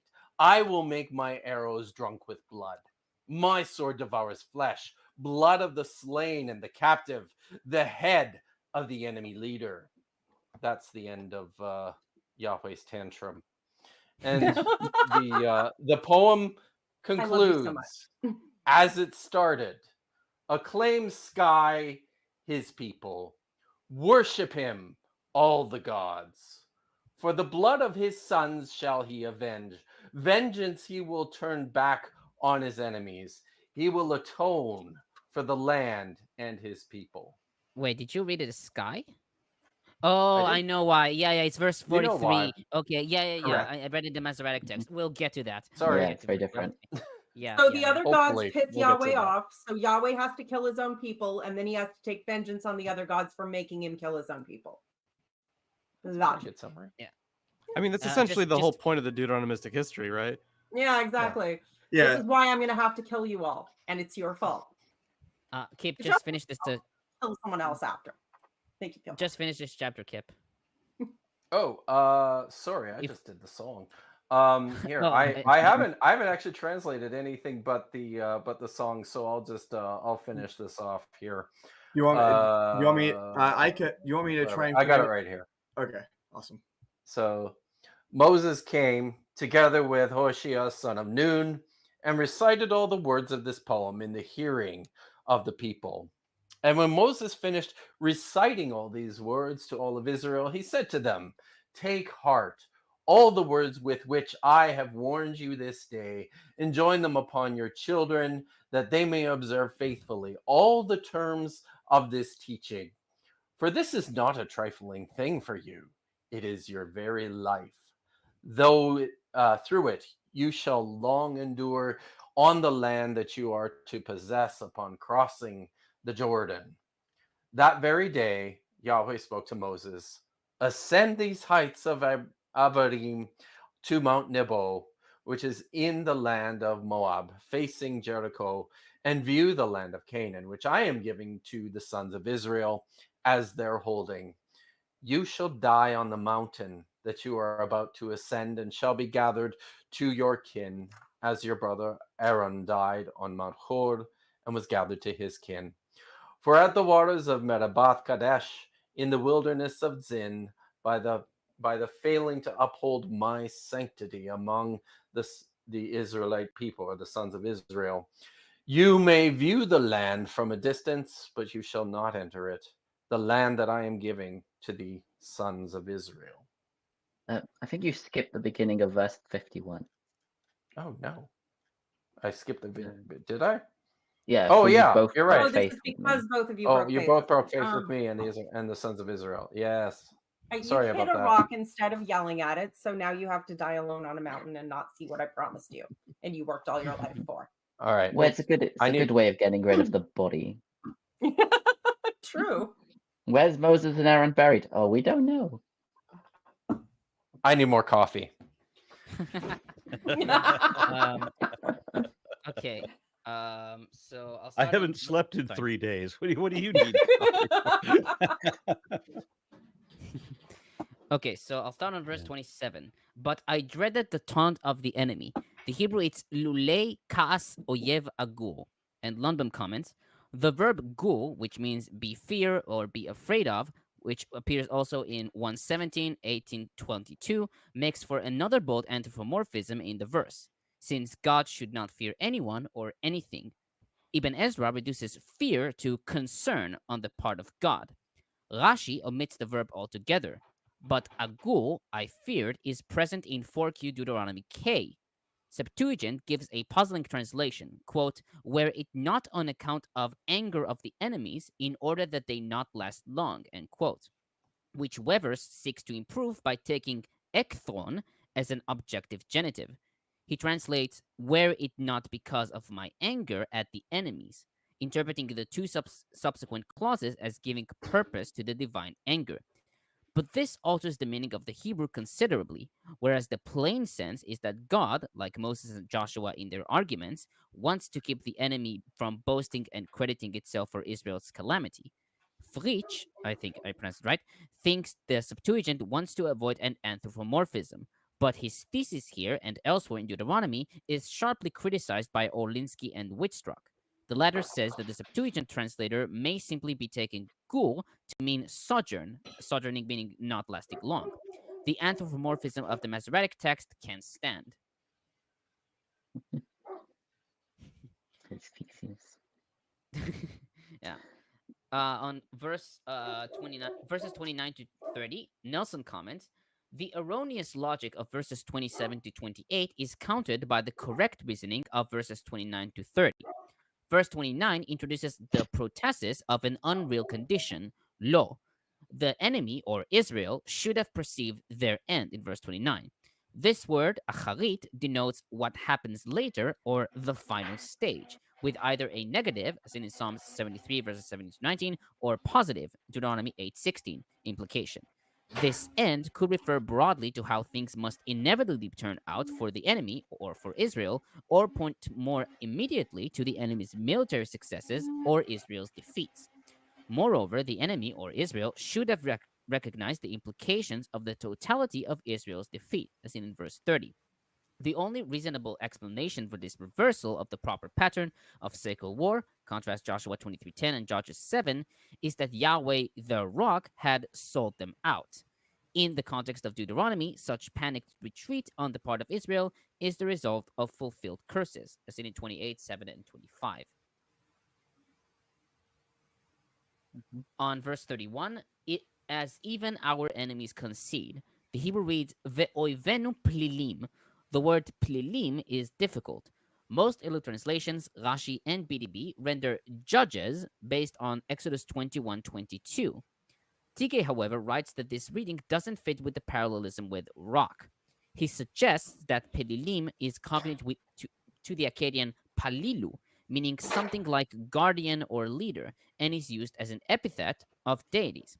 Thus, the phrase should be amended to read Veplilei oivenu, nor our enemies' guardians. Septuagint and Sa'ad Gaon read, our enemies are without understanding. Sfono writes that Plilim refers to philosophers of the various nations. See, for that one, I'm not sure philosophers would be right exactly, but so the translation here is kind of weird. So I forget the word that Dr. Kipp used here. So when the SBL Study Bible translates it as "our enemies are fools." So the reason that's from the Greek. The Greek has hoi anoetoi, which it could mean a couple things, right? So it could mean the fools, or more broadly like the unintelligent, or it could mean just the people that are not being thought of. But that would be kind of weird because they would probably use the participle phrase. So it's interesting how it went from what could be translated as judges, or I think Lundbom actually translates it as assessors because of the relationship to judges. So I kind of wonder how that got changed. If these are people who don't really think that much, then sure, their vine comes from the vine stock of Sodom and all that other stuff, right? So that would make sense. And I think that's why the SBL translators chose that reading. But yeah, I'm not sure. Thoughts? Well, the concept of philosophers sounds very much like a criticism of like a Greek style, the value of thought and philosophy, anything that might cause doubt, which is, something Aaron has pointed out many times, that, there's the reversal of, oh, the wisdom of man is foolish and only the fools are wise. So there's a little bit of that flavor to it. It's more broadly also on that. Philosophers didn't have a great reputation in ancient Greece all the time. It was fairly common to associate them with various negative connotations. So, like being drunk and naked in the street. You're a philosopher. You're a stand-up philosopher. You mean a bullshit artist? Also thinking of philosophers as like dawdling fools that just spend all their time meandering about nonsense. Bunch of freeloaders. They really like ancient writers either love Pythagoras or they hate Pythagoras, and there is no in between on that. You'll find Pythagoras associated with just about every kind of negative thing, and they also have a lot of things to say. There are a lot of people who don't like Socrates. There are a lot of people that didn't like Plato. A lot of people that didn't like Plato. The Stoics had an entire camp of people that really didn't like them. And that's fair. And there were some weird. There was that one guy who literally went around naked, and because of his philosophical. But it's interesting on the. It is interesting on the converse that Christian authors really like Greek philosophers. Actually, they like the ones they can use. What they hate are the Epicureans. Your Lucretius, potentially, potentially the Epicureans. I've heard arguments for for the opponents in a lot of Petrine texts being Epicureans, but it's not like super solidified. But either way, it's also really difficult because what even counts as Epicurean is also up for debate because we don't have very much at all in terms of Epicurean text. And who do we have to thank for that?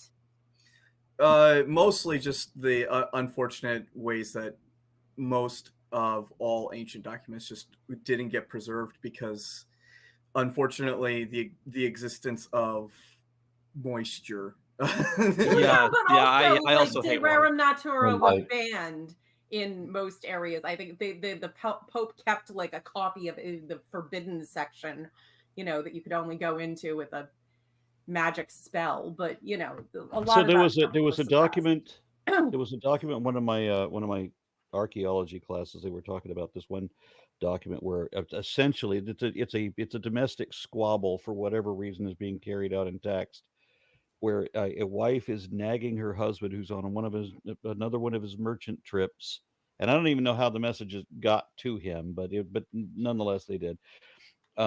Where she's complaining that he didn't leave enough barley or whatever, and so it's a very mundane domestic kind of thing that we would have, these kind of conversations today. But it's one of the oldest written documents ever recovered. So they're just trying to imagine explaining to these people that that you're writing to your husband right now, this will be very important thousands of years from now. That's the way it is actually with like a huge number of texts. So like it's estimated from like the ancient Greek world that at best we have maybe 1% of all the things that was written, and that includes Christian texts. Most Christian texts were not preserved, or there are several texts that Origen wrote that we have no remainders of, or we only have like a few pages of, like his interlinear of different versions of the Bible in their respective languages. That is no longer extant. Is no longer extant, save for just a few fragments. They just published just very recently a brand new one. This is 5775 and it's interesting because this could be potentially the oldest Christian manuscript, and wouldn't you know it, it's got kind of this interesting mixture of stuff from the Gospel of Thomas with the Gospel of Luke and Matthew. Pretty wild. Classic. And it's a text that up till now has never been attested anywhere. And if it wasn't for the Nag Hammadi library that we found, which was literally just a couple, like a set of buried texts out in the middle of the desert, we would not have those Gnostic texts. If it wasn't for, we don't have any copies of the works of Papias, even though he is one of the earliest writers, and it's all quotations. Supposedly even interviewed friends of the apostles and stuff, a text that Christians have a lot of reason to copy, but it just didn't make it. And it's just the consequence, unfortunately, of the way that ancient works were preserved primarily by their utility and their use and their consistent reusage. So the less that they had immediate utility, the less likely they were to be copied down. Who wants a betting pool on how long it'll take before someone will say that amalgamation of texts from various gospels is actually Q?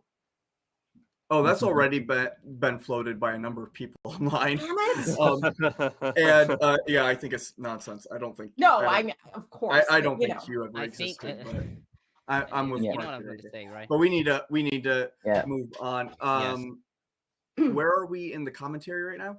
Right. Let me just get one comment down here. The Satan 616 says there's a legend that the Dacian deity Zalmoxes was a servant of Pythagoras. That starts with Herodotus and is just copied from Herodotus. It's nonsense because Zalmoxes didn't exist. He was probably a deity that Greeks personified as a human being to try and make everything Greek. They really did it's the original what is it, cultural appropriation, the Greeks. It was their jam. Although I did want to hear Kip, I don't know if you were here earlier when I asked this, so the translation of verse 31, so how did you translate it? Our enemies are. In our enemy's own estimation. Okay, interesting. So, the Greek text says fools, probably unintelligent. Yeah. Yeah. So I'm wondering what your thoughts are on the transition, or which one would you think is original? Because the SBL Study Bible goes with fools being original, because if someone's a fool, then yeah, sure, their vine comes from the vine stock of Sodom and the vineyards of Gomorrah. So it makes sense in context there. So I'd They're like to hear your probably thoughts. right. Yeah. Okay. When in doubt, go with the SBL text. Yeah, I haven't seen it yet, but Except for when it I've heard it's decides very to not have any commentary. Well, on- I Yeah, it would doesn't have much commentary. I would note that McCarthy writes that the Septuagint attempts a contextual interpretation, but gives it a contrastive and negative tone, lacking understanding, possibly also making a theological point, according to Salveson. good. Okay, so on verse 32, fields of Gomorrah. The Hebrew it's Shadmot Amorah. The word Shadmot appears in Isaiah 16:8, Habakkuk 3:17, and Jeremiah 31:40 in the Kirei form. The word can denote fields, according to Rashi and Biblia Dictionary, or terraces, according to Lundbom and Nelson. Tigay writes that perhaps there is a wordplay between Shadma, and Sodom, Stom in Hebrew. Septuagint reads their branch/vine from Gomorrah, and the Vulgate the suburbs of Gomorrah. Targum Onkelos their chastisement like that of the people of Gomorrah, and Targum Pseudo Jonathan their evil plan is as the plan of the people of Gomorrah. On verse 35, it is mine to avenge. The Hebrew it's li nakam. The Septuagint and Samaritan text read in a day of vengeance, reading leyom instead of li. This reading is preferred by McCarthy and Nelson, since the word leyom is parallel to le'et, in due time, which fits with the preceding verse, and the phrase yom nekem appears in Isaiah 34:8, 61:2, and 63:4. Nelson cites Immanuel Tov's opinion that the Masoretic text li could have originated as an abbreviation of yom. Tigay, however, proposed that the reading leyom may have originated by a scribe who mistakenly asserted that li is an abbreviation. McCarthy notes that the Masoretic reading is attested by Romans 12:19 and Hebrews 10:13, which gives strong evidence to its antiquity, but not necessarily for its authenticity. On verses 37 to 38, Nelson comments, Yahweh may have abandoned the plan of total destruction, seen in verses 26 and 36, but Yahweh's indictment of Israel's apostasy still stands, expressed in accusatory questions, seen in verses 37 to 38. In asking, where are their gods who ate, who is a relative, not an interrogative, Yahweh is either speaking sarcastically or, for rhetorical purposes, adopting Israel's apostate point of view. Verse 38b returns to the you address of verses 6, 15, and 18. The plural let them rise applies to the gods of verse 37a, and the singular let it be pertains to the rock of verse 37b. This shift in number is necessary. The alien gods are numerous in verse 17, but the rock metaphor requires the singular, verse 31. Right.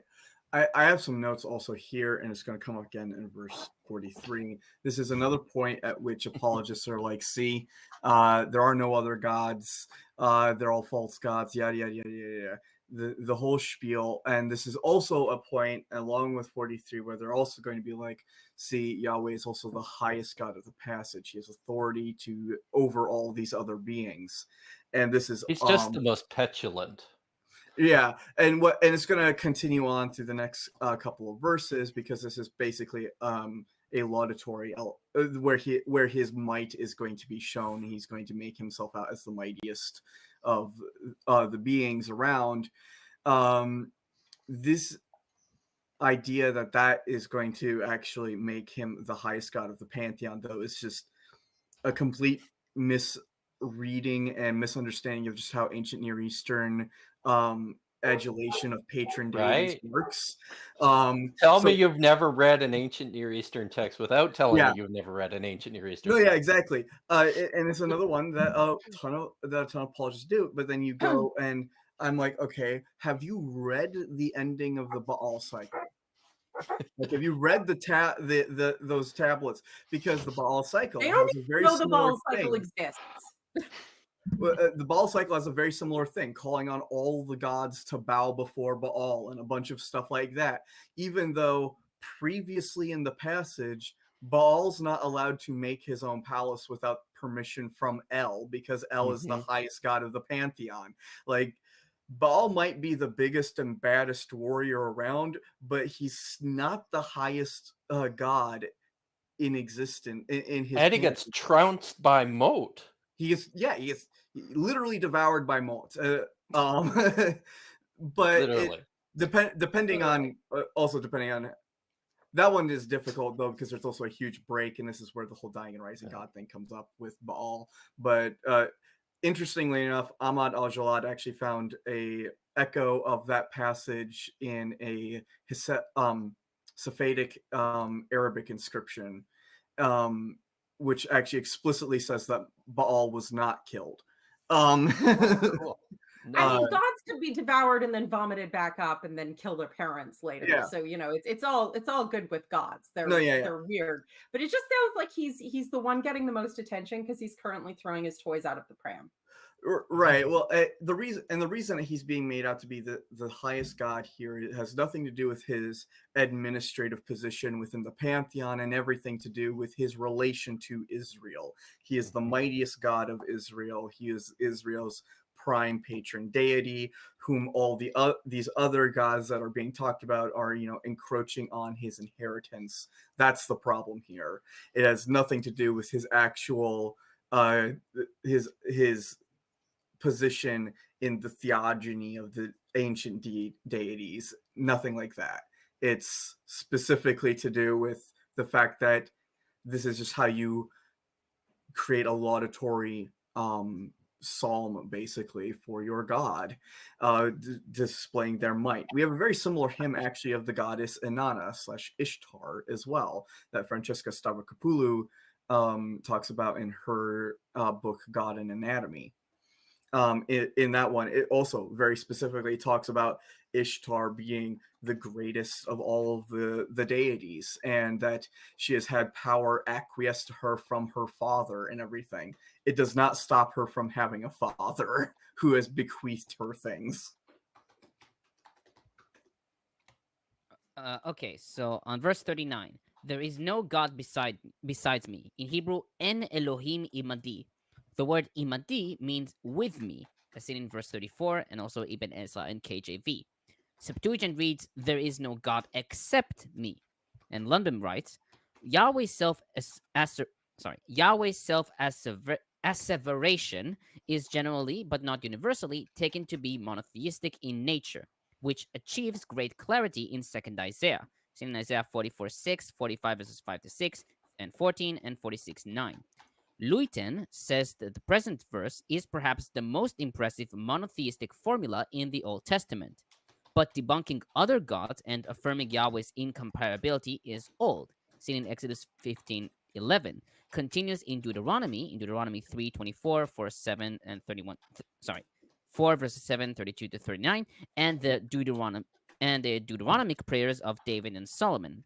2 Samuel 7 verses 22-23, and 1 Kings 8:23, and in the prophets, Habakkuk 2 verses 18-20, and Jeremiah 10 verses 1-10. Interestingly, you said that there's no God except me in the Septuagint. The thing is, the way that it's actually formed, it can also be translated as more than. There's no God more than me. I was going to say, isn't there a verb to see there? The beginning. No God greater. Yeah. Like don't see any gods greater than me. It's not that there is not, like the verb to be, but Right, yeah. So this one could be translated like except is a possibility. However, that doesn't exclude, more than, because so the word that's used there in 39 is plain emu. So Yeah, I've used the Net's translation, so that's okay. how they I'm translate it. just letting you know. Yeah, I mean, it's interesting to see actually that Verse Rashi 39. translates imadi as meaning, like, well, from the language of standing, like standing against me, and then he says again that it is imadi means who is my equal and like me. So he is saying there is no God that is equal to me, Oh God, which is I'm interesting. I'm seeing there are like a lot of Christian commentators on that specific verse. For example, Hilary of Poitiers says, in order that the godlessness of the heretics may not perhaps apply the meaning of these words to the unbegotten God the Father, the sense itself of the words and the authority of the apostle come to our aid. He, as we have already explained, interprets this whole passage as pertaining to the person of the only begotten God. I mean, these Of words course. apply to God as Trinity. Of course. Of course it does. Sounds like a squirrel, but I think the answer is Jesus. Yeah, he said, "I am," right? It's the same ego a me. It's that same phrase. That there's your evidence. What you need. There you go. Okay, so on Also, verse also, he's very careful to stress his pronoun here. Ani. I read a who? handful of out of I am context he. quotes for where Jehovah says, "Thou shalt have no other gods before me," and then Jesus pipes up and says, "No one comes to the Father but through me. I am the Lord, and beside me there is no Savior." And then Jesus is, of course, saying, "But I sitting at the right hand of power." And so, do you see where I have a problem with the Trinity idea? God Sure, saying yeah. that There there's are a nobody lot of sitting other there. problems with the The Trinity. Trinity is just polytheism with extra steps and denial. Right, yeah. It's polytheism, like in the thing cognitive is- dissonance. Yeah, I've heard like Trinitarian concepts that work far better for monotheism, honestly. But Are that they is all the not the one ones that that is were declared as heresies? as heretical. Yeah. Yeah, the partialism Modalism. and modalism and all the Yeah. other isms. Yeah. If you were Uh, given, fun fact, if you were given an analogy for the Trinity by your Sunday school teacher as a small child, it's almost certainly a heresy. So Oh yeah, my grandmother accidentally taught all of her Sunday school modalism the other day. So See, this is why I prefer the Odes of Solomon, where God has the milk in his tits and the Holy Spirit is milking them into the single cup that is Jesus. I This is need a to- thing that happens in the Odes of Solomon, and I love Yes. it. I need Well- to see your video on that because I know a way you can milk a man that does not require tits. Yeah, so that's true. no, That- no, that no, no, reminds me, no. 'cause earlier today we were reading about how somebody was sucking honey out of the rock. Yeah, mean, that's in this verse. Yeah. okay, Yeah, we gotta no, be this careful. verse in this chapter. We got to be really careful here though, because if we keep talking about all of the body parts that God has, Joel Edmund Anderson is going to write like a 19,000 Yeah. word blog street about us, It's and it's true. going to It's be true. exhausting to read and more infuriating because he doesn't even know basic Hebrew. It turns out. Sorry, I'm behind a little bit. Did somebody say that that in the Septuagint God was saying, "I don't see any other gods"? Oh, I think No, I think except- Mark said something about seeing. Yeah, it's see the to beginning of the Oh, verse. to God. Those are So yeah, not those like are he's- imperatives though. Imperative. So Yeah. they're not. Yeah. Yeah, I mean, Yeah, that C JPS says. C isn't in there, but the was it for 39, right? Yeah. There is no God. And so it says plain emu, right? So that could be like except me, Oh, or yeah, yeah, yeah. or it Yeah. could be more than me, because plain also has that meaning. Right. Yes. Okay. I see. Sorry. Yeah, JPS has a see Uh, then that I am the one, I am the one who. Okay. Okay. On Carry on. verse 40. Neo? Verse 40. Septuagint adds in the middle of the verse, "and I will swear by my right hand." McCarthy writes that the new line expands the idea of the first colon of the verse by way of parallelism. Lundbom, however, writes that since this plus does not appear in 4Q Deuteronomy Q, the Masoretic text should be read. On verse 41, "my hand grasps it in judgment." Tigay writes that because of the parallel with my sword and between my arrows and my sword in the next verse, perhaps judgment, in Hebrew mishpat, is used as a metonymy describing a weapon of judgment or a disciplinary tool. Ibn Ezra writes, the sword is the instrument by which the warrior executes judgment. And now on verse 43. So scholars note that the Masoretic text version of verse 43 seems incomplete. Tigay writes that there are no parallels to the first and fourth clauses, something which is not found in the entire song. We know of two more versions of the verse 43. 4Q Deuteronomy Q, which has 6 clauses, and the Septuagint, which has 8. Comparison between the different versions reveals that 4Q Deuteronomy Q shares more similarities between the Septuagint than the Masoretic text. And Peter, can you please show the 5th picture? So this is taken from Tigay's commentary. This compares between the 3 texts, and the differences I've included from these are notes by McCarthy. So on the line A1, the reading of nations may reflect a process of demythologization. I think I butchered it. Demythologization. Yeah. Yep. The reading of him and his people comes from reading from Imo in 4Q Deuteronomy Q and Septuagint, and Ammo in the Masoretic text. And on A2, this was probably omitted from the Masoretic text for theological reasons, mainly according to Lundbom, denial in later Judaism of the existence of other divine beings.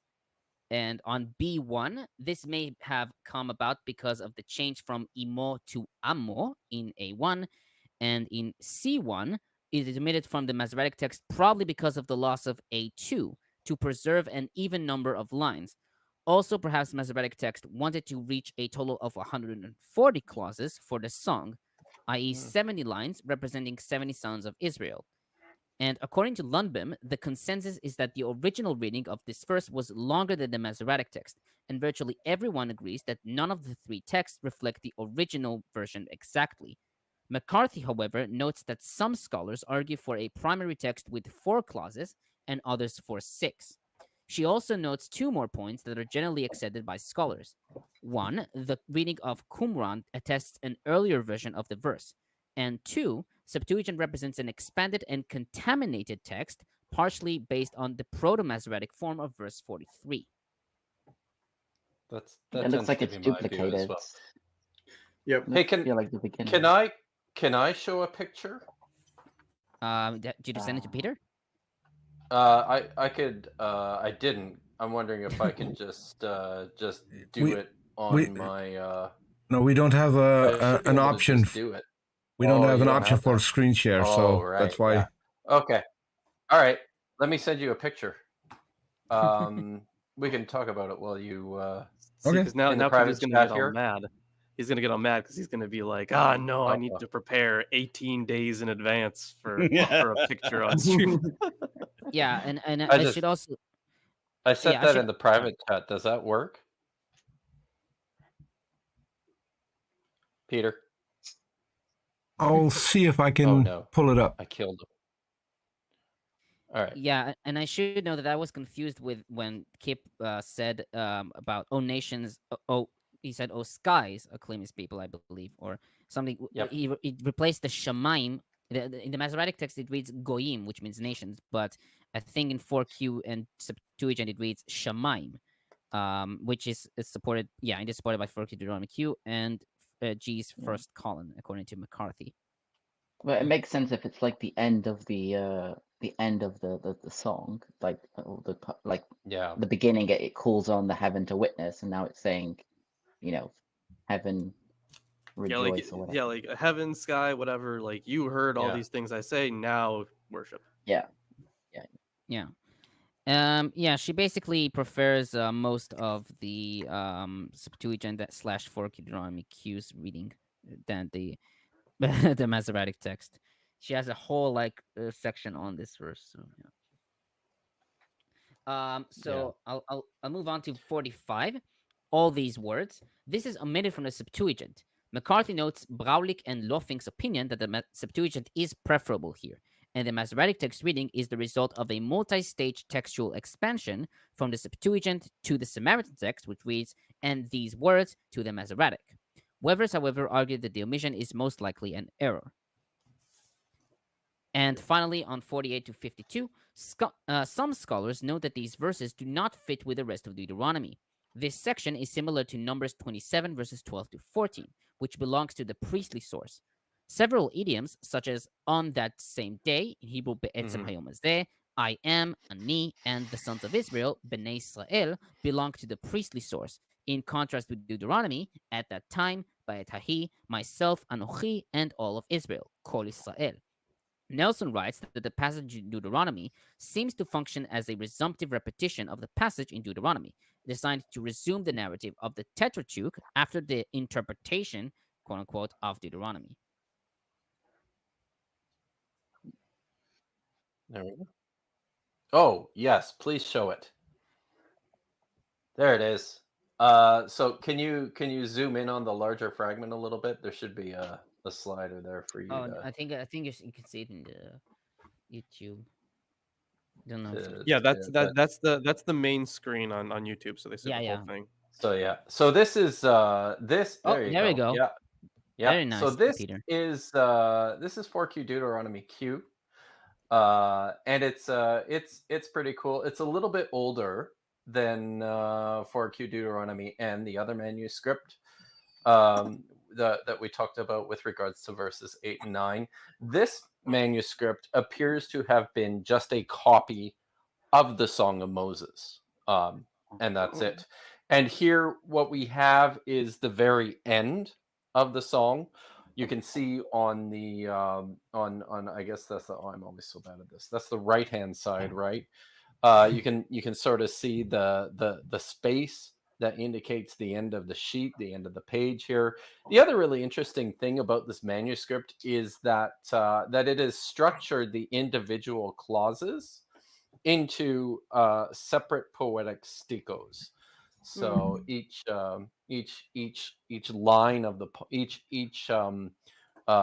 parallel statement of the poem gets its own line. So it's just a very, very lovely manuscript, and this is where it's abundantly clear. Like you can see the last 6 lines of this this poem there, which preserves the alternative version, what I think is the older version, and including really important. You can look for the first 2 completed lines right there. If you look at the second of them from the top, you can right there see the Elohim, which is one of the one of those, which is part of the passage that warranted the censorship. Yeah, it's interesting it's written in one column. So you've got the whole verse, and it's like, an alternative reading, like, rejoice the heavens with him or his people. And then the next one is Vishtachvu lo kol Elohim, like all the gods will bow down to him. Which is very different, which is missing completely. And then Kidam something. For the blood of his sons. That's So that's Beneo, Dam Beneo, the blood of his sons. Okay. He will lift up. And this is specifically where I also want to call out one more apologist, because I have to, because he misleads so many people on this point. So Michael Jones, Inspiring Philosophy, did a whole video on polytheism in the Bible, which at some point I'm writing a lengthy response to. I back in the day had actually helped get him some of the research for it. He had asked for some help. So I'm credited in that video. Actually, you just didn't know he was going to lie through his teeth about everything, right? Yeah, he has a very conservative reading. One thing he doesn't seem to be aware of is actually the redactions in verse 43.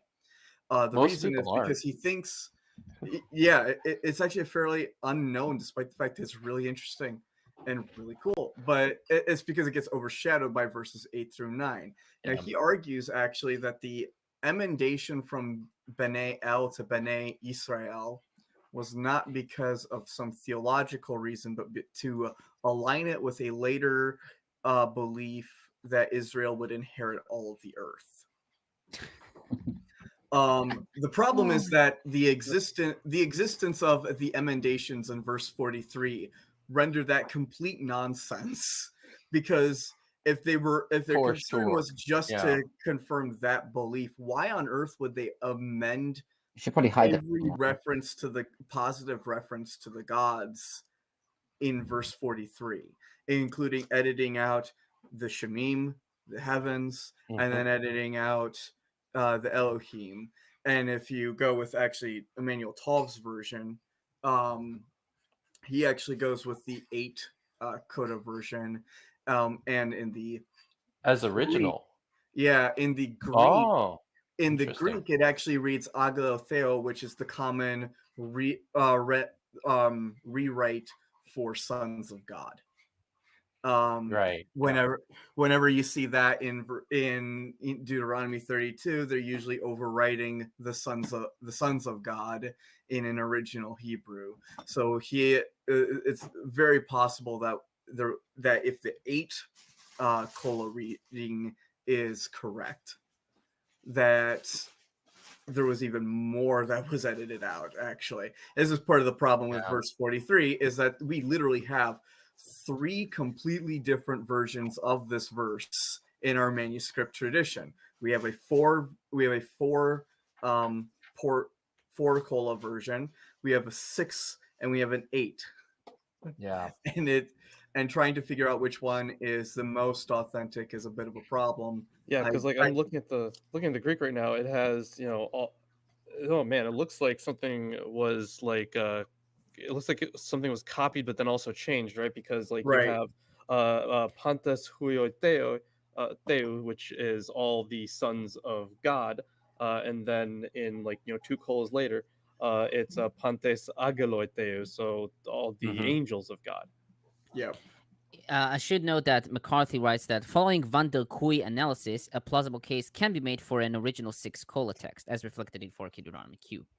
Yeah, that's the way I have had a tendency to go with this particular passage, and the way that I've presented this in the past, in terms of the relationship between the 4 kola Masoretic version and the 6 kola original, as I see it, is that the concern was initially to pull out the polytheistic elements, removing the B'nai Elohim line, but then that created a 5 kola version of it, and that doesn't work, right? So then you have to eliminate something else, and there's rather ingeniously within the Masoretic text, you can see this now as a bit of a chiasm, where it's how does it work here? I have to look at the Masoretic now. It takes away from the for anyone symmetry. Sorry, go ahead, Mark. It adds a new symmetry to it. So it's nations. So it's nations and people, followed by vengeance and servants, then vengeance and enemies, and land and people. So it goes from like people to vengeance, and back to people in the new version. Right. For anyone that doesn't know, chiastic structure is like a sandwich thing. So you have sandwich, mayo, maybe you have lettuce on both sides, and then it kind of all surrounds. But it has to be an even number. At some point, it starts with bread and makes its way back to bread.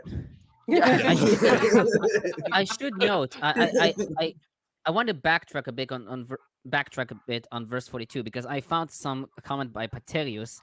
He writes, "The sword of God consumes flesh, because at the last judgment his sentence slays those who think carnally." Yeah. I love ancient commentaries on I love them so much that they can get so much out of so little in ways that modern apologists could only dream of being able to Right. do. Oh, yes. I don't know. You know, I some of the used modern to apologists work pretty hard on I stretching. used to listen to a very obscure Christian punk band that wrote a song called "Kill the Sarks." The Sarks is flesh. Flesh. Oh, Pretty and great. a That's final a final ancient Christian commentary by Hmm. Athanasius on 48 to 49 in defense of his Flight 18. He writes, "The great Moses, who previously had hidden himself from Pharaoh and had withdrawn into Midian for fear of him when he received the commandment returning to Egypt, did not fear to do so. And again, when he was bidden to go up into the mountain Abarim and die, he delayed not through cowardice, but even joyfully proceeded there." There's quite a lot of Sure joy can. in the Bible, isn't there? Yes. Yay, Yes. I get to go die alone on a mountain. Yippee-ki-yay! Let's bring up the mountain. Okay, I love you all. I love you all so very, very much. But I have to go drive through snowdrifts to a doctor's appointment. So, mwah, mwah. Drive Uh, carefully, please. It I is. Yeah. Make sure to promise. text It and is drive. very- awful out. I am a Canadian. We train for this from birth. We're just skating along the sides of mountains on black ice. You, at you, a you I- live in day. the mountains, don't you? I'm right next to the lake in Michigan. I understand. You know what it's like. It's like Yep. where you're like, oh, well, how did this turn to ice? You know what? I don't know. I'm just gonna not fishtail into the Yep. lake. Thank you Okay, very much, Lilith. So, Bye. Tomer, Bye. bye. I have no comments for your if that's a question. I have none. I'm done. Yeah, that's the Are we longest. done? And if anybody wants to guess how many pages I prepared for this, 30. 8. no, 11. close. 70. No, 14. 14. Oh wow. Oh, Nice. it's a fraction of 70. Very good. yeah. All right. Well, as per Awesome. always, I've got to jump into something right away that I was just notified about a moment ago. So I'm going to have to go too. And everyone here is invited to Deuteronomy 33. a And week from I'll today. probably finish Deuteronomy next week. Oh, Hopefully. Oh, I don't Yeah. know. It took us 4 hours to get through one fucking. Well, chapter it's today. Deuteronomy 32. This is so, a crazy text. Very though. important. I did want to say one thing which is interesting. The grammaria of 32 in Hebrew can be written out as lamed vav or lev, which means heart. Bet. So this is Not we're reading the Wow. heart of the Torah. Not Wow. not Very vav. nice. Bet. Co-parter. I just made that up. I mean, I didn't make up the gematria, but I made up the idea that this is somehow the heart Okay, of. gotcha. I like it. It No, sounds because like there is something like there is Balaturim a would chapter say. 32 is always Yeah, like kind of. special. It sounds like something Balaturim would say. So yeah.